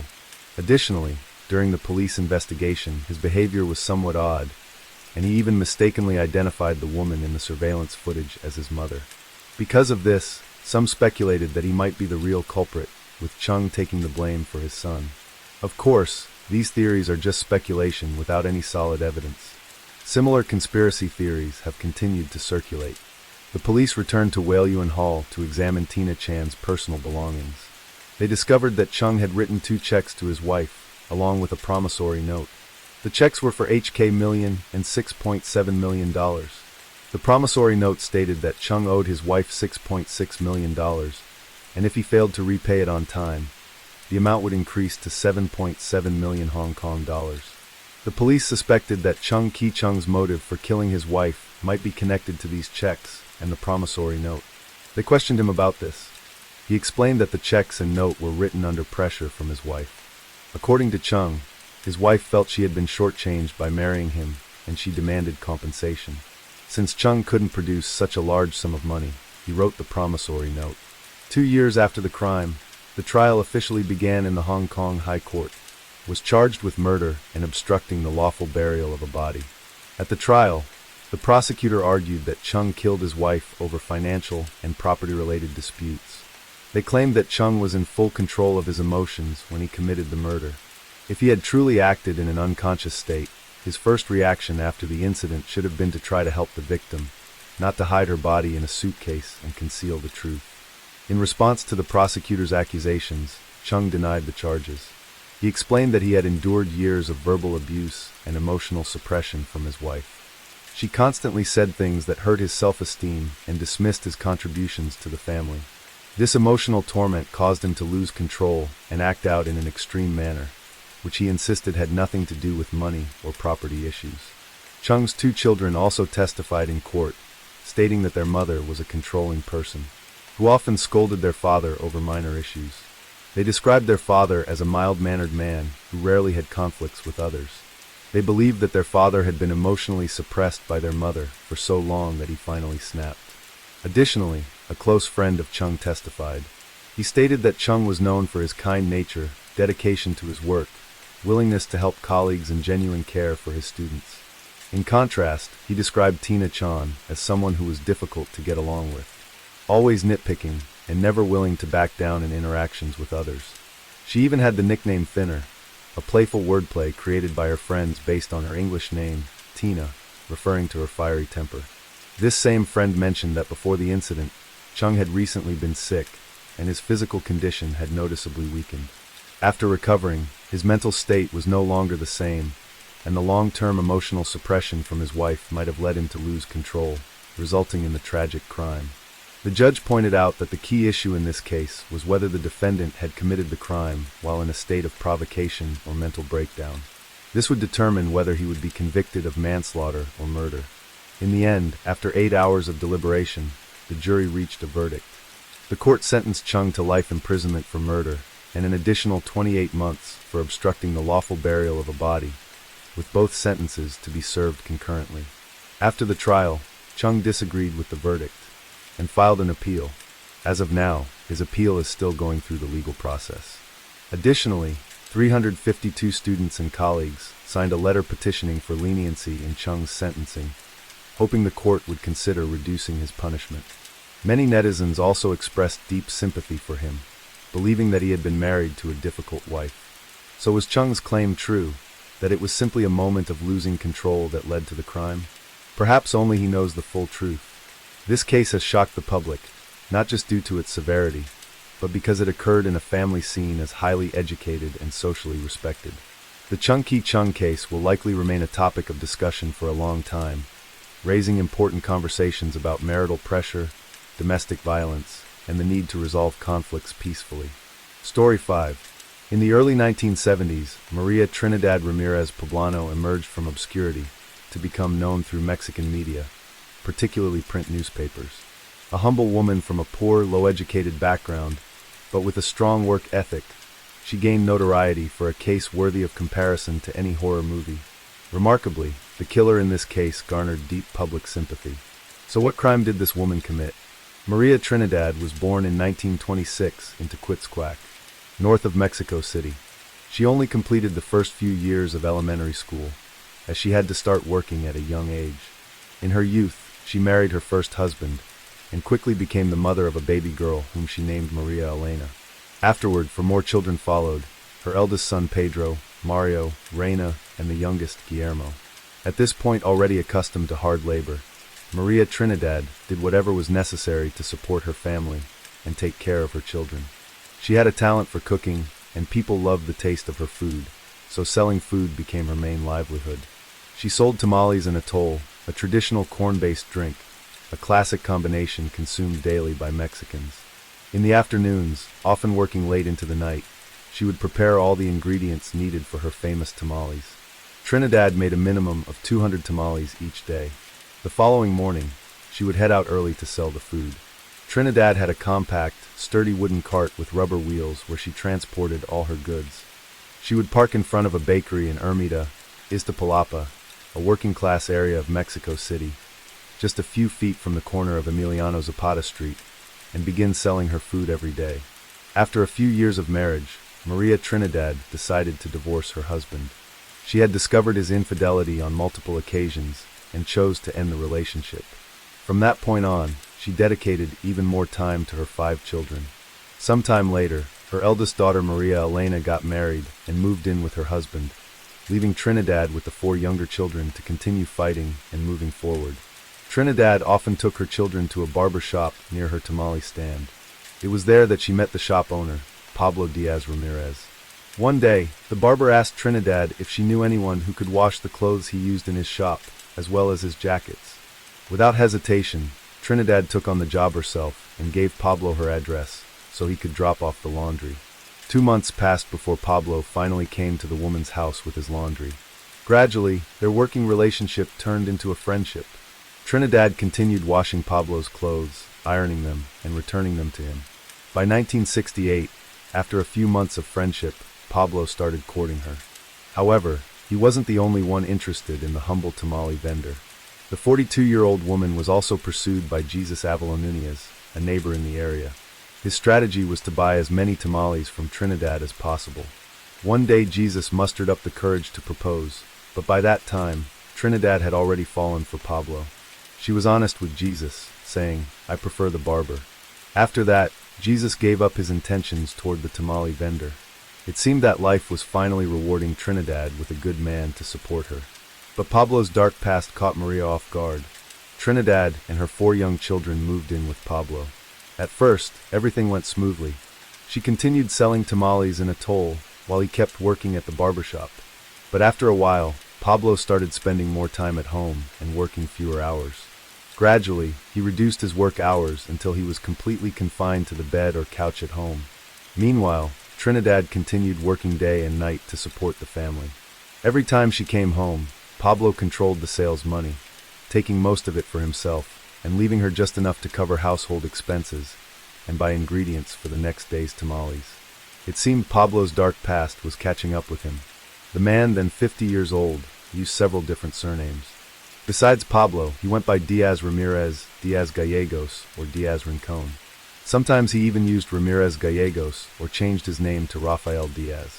In this way, he avoided being connected to his criminal record. Back in 1937, Pablo had assaulted a man and was sent to jail for causing bodily harm. 6 years later, in 1943, he returned to prison, this time for rape and injuring a young girl. At one point, he tried to redirect his life by joining the police force, but was rejected due to his criminal history. That's when he decided to use false names. Nonetheless, he ended up in prison again. In fact, this man took pride in having been incarcerated at the infamous La Cumbre prison 3 times. La Cumbre Palace was a large building used as a prison, located in the northeastern part of Mexico City. Today it houses the National Archives, but during its dark years as a prison from 1900 to 1976, it was known as the Black Palace. Throughout his tumultuous life, Pablo developed a passion for boxing and wrestling. He learned how to navigate the world of betting and other illegal activities. While Pablo maintained the appearance of a hard-working barber, he was deeply entangled in the darker side of the gambling world. As you might have guessed, the ideal relationship between Trinidad and Pablo gradually deteriorated as his selfish, abusive nature emerged, driven only by his own needs.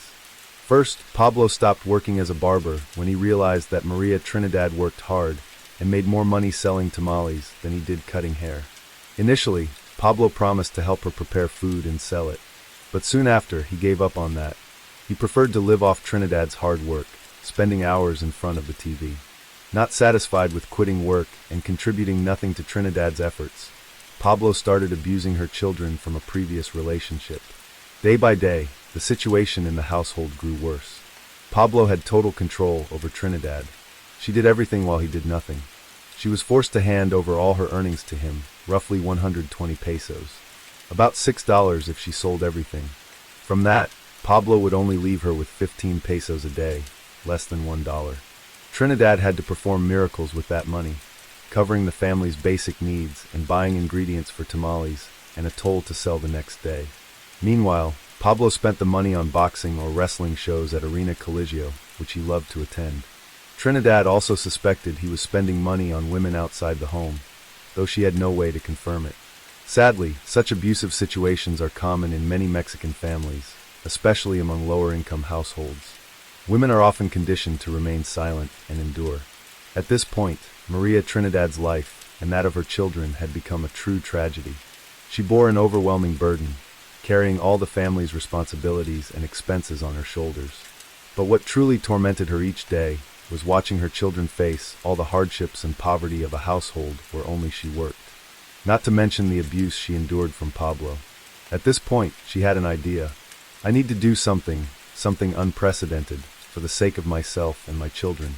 Finally, on the evening of Saturday, July 17, 1971, Maria Trinidad was preparing tamales to sell the next day, as usual. Pablo came home from Arena Coliseo drunk. To make matters worse, Maria Trinidad hadn't earned enough that day, and they were short on money to cover the month's expenses. Pablo immediately flew into a rage, using the noise the kids were making as an excuse to start his usual abusive routine, first with Trinidad and then with the children. Mario, 10 years old, and Guillermo, just 6, suffered the most. They were simply playing as children do, jumping on the bed, but Pablo was ready to harm them. He grabbed a belt and unleashed a cruel beating. Every blow echoed in Maria Trinidad's mind and heart as a mother. She felt as though she might faint from the pain her children were enduring. She sensed every lash as if she were the one being struck.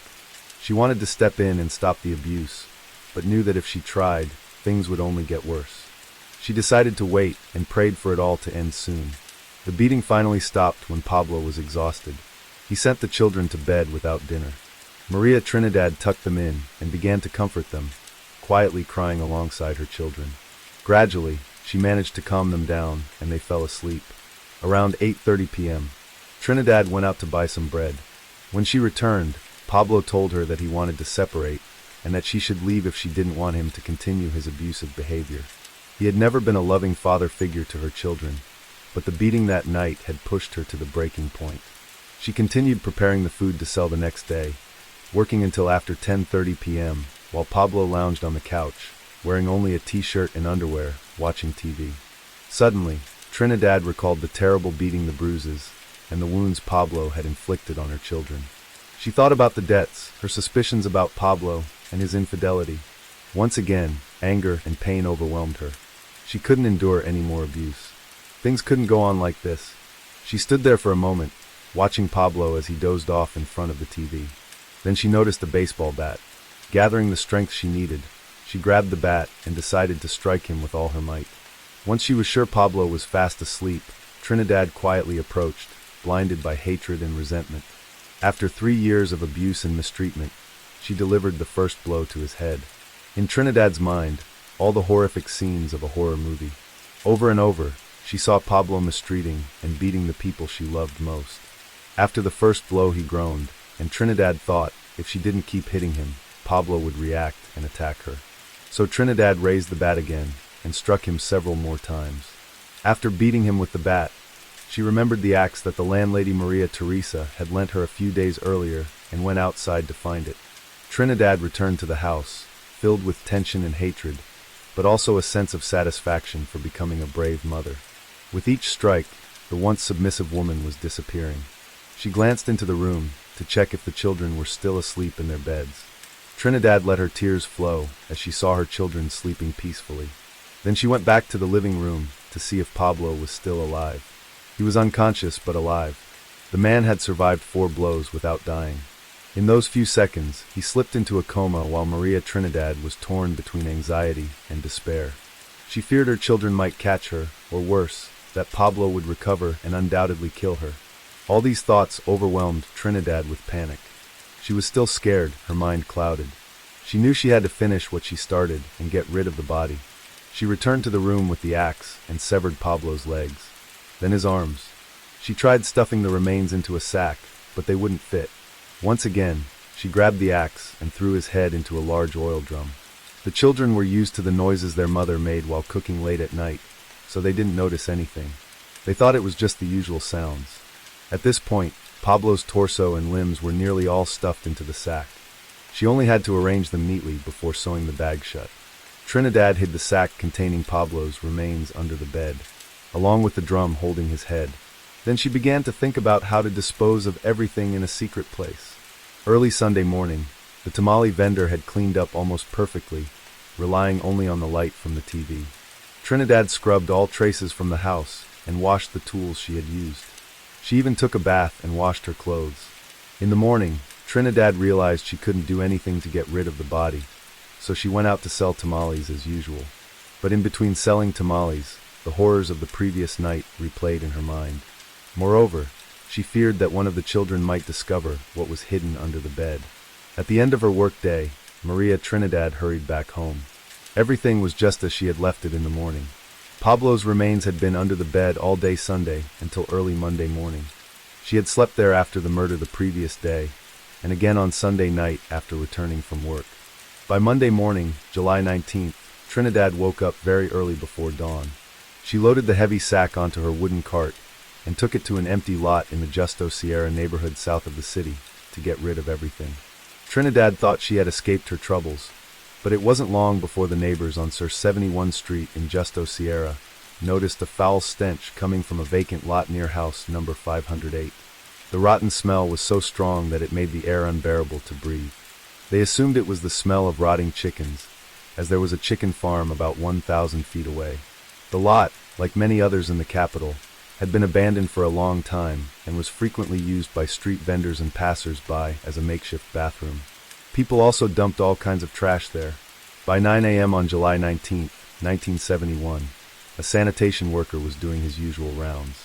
He was responsible for collecting trash across about 10 blocks and had started his work at 5 a.m. He was nearly finished when some neighbors asked him to check the vacant lot and help them remove a large sack that seemed to be source of the horrid stench. At that moment, 2 women accompanied the worker, Esperanza Hernandez and her maid, Paula Martinez.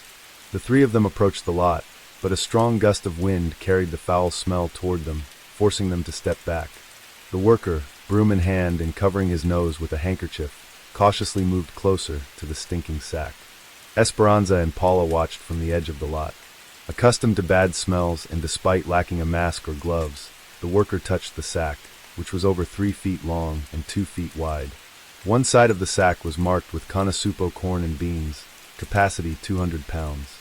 He expected to find chicken feathers or feet inside, but that wasn't the case. As he attempted to open the sack, which had been sewn shut on all sides, the odor became even worse. He couldn't see what was inside, but felt something strange, prompting him to quickly leave the lot. He told the 2 women that he would call the police because something wasn't right, and that's exactly what he did. When the police arrived, they covered their faces with cloths and began to open the sack. As they did, a swarm of green flies flew out. The sharp knife of one of the officers easily cut through the fabric, revealing a human foot wearing a blue sock. Shocked by the discovery, they decided to notify their superiors. Deputy Chief of Police and Traffic, General Raul Mendiola, arrived at the scene even before the judicial investigators. As they continued to examine the contents, they confirmed that inside the sack were not only the legs of a man, but also a headless and armless torso. The photographer from the police department took dozens of pictures, while other officers searched the area for the missing head. General Mendiola ordered agents to comb through the lot and dig through some dirt and piles of trash, suspecting that the head might have been buried somewhere. However, the search yielded no results. Fingerprint experts took prints from the hands of the deceased, and the large size of the hands suggested they belonged to a large man. They placed the body parts into plastic bags and transported them to the forensics department via ambulance. Afterward, Secret Service experts worked diligently and successfully identified the victim through his fingerprints. The body belonged to Pablo Diaz Ramirez, 53 years old. This was his real name, not one of the aliases he used to hide his criminal record. It seems that his criminal history led to his quick identification. At this point, Esperanza, the owner of house number 508, and Paula, the cleaning worker, were asked to report to the police station for questioning. With the most comprehensive criminal record available, the agents from the investigation department went to Republica Street, number 1, in the Portales neighborhood to locate the family of the deceased, as it was the last recorded address for Pablo. Neighbors there informed them that he had moved out 6 months earlier and that his wife sold tamales on the street. The agents learned that the barber's wife was named Maria Trinidad and lived at Perineo Street, number 15. The police quickly arrived at the location, a semi-dilapidated house on a quiet street with little traffic. Inside, a woman stood next to a wooden table ironing clothes. When the agents knocked, she came out. Maria Trinidad was at home on Monday afternoon, listening to the radio with her 3 youngest children. When the Secret Service officers arrived to speak with her, Trinidad coldly asked, without making direct eye contact, "What do you want?" The agents began the usual questioning, asking if she was the wife of the barber, Pablo. Trinidad answered yes. When they asked where he was, her face turned pale. The officers closely observed every reaction of the 45-year-old woman, who had dark skin, thick, long braids, and a face typical of the Otomi people. In a rough, dry, yet anxious voice, she said, "I don't know because he left for work on Saturday and hasn't returned." The agents continued to press, asking if Trinidad had any idea where he might be. She replied, "I don't know, but he often disappears for a few days. They'll surely be back soon." The investigators glanced at each other, unsure whether they should break the news to Maria Trinidad about her husband's death or not. They were curious to see how she would react. However, from the woman's stoic and cold demeanor, they sensed that she was strong enough to handle the information. So they informed her, "Your husband is dead." Unexpectedly, Maria Trinidad didn't even flinch. She didn't say a word, nor did she seem confused. She closed her eyes, and her eyelids and lips trembled slightly. Her expression became more distinct. The officers had anticipated that she might break down, show emotion, or become distressed after hearing what had happened. But the opposite occurred. She remained calm, indifferent, and her eyes suddenly sparkled. One agent later remarked that he sensed something malicious, a reflection of years of pent-up resentment in Trinidad's eyes. The officer suspected that she already knew about the incident. Agent Banderas then informed Maria Trinidad that she needed to accompany them to the police station. She remained silent and didn't even ask the investigators why she had to go with them. With some anxiety, Trinidad asked for permission to put on a sweater as the wind was starting to pick up. She said goodbye to her 10-year-old daughter, Reina, who was lying in bed reading a book, and turned off the radio that was announcing the end of a play. The girl was frightened when she heard about her stepfather's death, and worried when she saw her mother being taken to the police station. At the commander's office, where Trinidad was interrogated, they asked her if her husband had any enemies. Without hesitating for a second, she responded affirmatively, telling the officers that in recent weeks he had been very nervous. 3 times he told me that he had been arrested for selling marijuana. When Pablo wanted to get out of the business, they threatened him. The officers then asked if she knew the names of these men. She replied, "I don't know," but he mentioned that they usually met him at Arena Coliseo during the wrestling matches because Pablo was a huge fan. After some back-and-forth questioning, the officers directly confronted Trinidad, asking if she and Pablo argued often. She was silent for a moment, thinking about what to say, and then with a shaky voice, Trinidad told the truth. She admitted that they did. She then told them that Pablo was her second husband, and that she had separated from her first husband because he had affairs with other women, even in their own home. As she continued her story, Trinidad described to the officers how she met Pablo at his barbershop, detailing how their relationship developed until they eventually moved in together. One of the officers asked if Pablo had accepted her and her children. Without hesitation, Trinidad replied, "Yes, sir." Up until that point, the agents were focused on gathering as much information about Pablo as possible, as they suspected he had been killed for personal reasons, and they were determined to clarify the entire situation. After being asked if she frequently argued with her husband, the woman became much more anxious. She admitted, "Yes, we argued often." Trinidad told the investigators that Pablo didn't love her children and would beat them for any reason, using whatever he had on hand to hurt them. Trinidad also told the officers that in their final argument, precisely the previous Saturday, July 17th, Pablo had told her that he was going to leave her and go with another woman. As she continued, she assured the investigators that the whole situation had made her very angry, especially because this man barely worked, spent all day lying in bed, took all the money she earned from selling tamales every day, and left her with just a small amount for household expenses and ingredients for the tamales. And now he was going to abandon her, as if nothing had happened. Trinidad went on to talk about Pablo's nights out, how he went to the movies, to the Coliseo Stadium to watch boxing or wrestling, but when he was home, he beat the children and also mistreated her. Sensing an opportunity to get Trinidad to tell the truth, one officer asked if that was the reason she killed him. Trinidad hesitated for a second, remained silent, but then she broke down. She looked at the agents and replied, "Yes, I killed him for that, and he deserved it." When they asked her to tell them everything that had happened, Trinidad, now calmer, less tense, and somewhat relieved, recounted everything that had occurred and what she had done from Saturday, July 17th until Monday, July 19th, when she opened the door because someone knocked, and it was the police. At several moments during the story, she paused, cried, and expressed regret, but then continued either narrating or answering the investigators' questions. During the interrogation, Trinidad expressed her suspicion that Pablo had attempted to sexually abuse her youngest daughter, Reina, who was only 10 years old, which she also mentioned. Dismembering a man and disposing of the body without anyone knowing isn't an easy task. This led the Secret Service investigators to believe that Trinidad must have had at least one accomplice.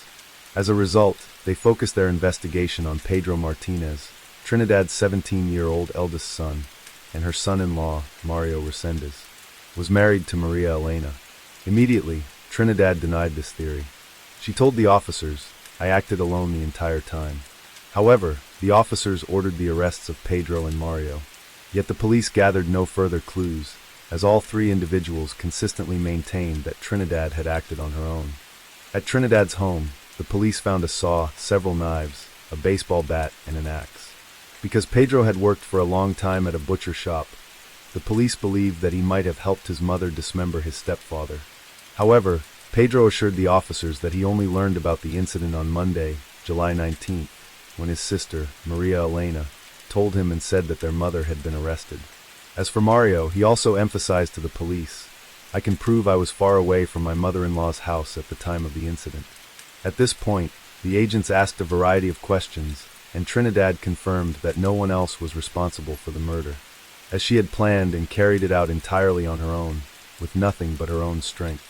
Given this definitive statement, the forensic conclusion, and the lack of evidence, the authorities were forced to release Mario and Pedro on the same day, July 19th.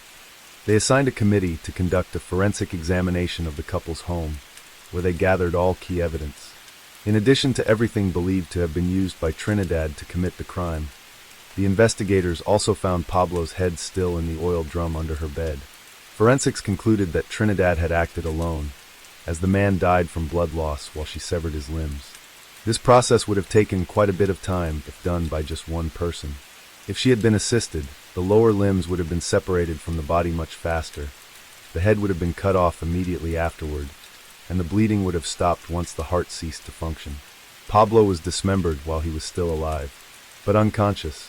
For weeks, the press reported on various theories and inconsistencies raised by the investigators about the bloody aspects of the case. Finally, a year after the horrific event, in July 1972, Trinidad was still in prison. The prosecutor in the case requested a sentence of 20 to 40 years for the woman, with aggravating circumstances being premeditation and cruelty. She was convicted of premeditated murder, illegal burial, and desecration of a corpse. Trinidad expressed remorse and consistently claimed that she killed her husband because of the abuse he inflicted on her children, and for no other reason. After reviewing the case, the judge sentenced Trinidad to 40 years in prison. She served the first part of her sentence at the Tepixpan Women's Detention Center in Zacamilco before being transferred to Santa Marta, Acatitla. Trinidad never changed her story about what happened. When she became eligible for release, she was freed after serving 20 years in prison. She went straight to the Basilica of Guadalupe and then returned to her hometown, where she lived out her final years. For years later, she passed away. According to several legends, the woman allegedly took some pieces of her husband's flesh, mixed them with other ingredients, and stuffed them into the tamales she sold on Sunday, July 18th and Monday, July 19th, 1971. This theory was never confirmed. Dear viewers, it's clear that the details of this case are incredibly brutal and should never have happened. But when we consider the years of abuse and humiliation that Trinidad endured until one day, she grew tired of the constant suffering, we can understand her actions to some extent. Sadly, Trinidad did not choose the best way to handle the situation, but it was the only way she found to free herself. Trinidad took justice into her own hands.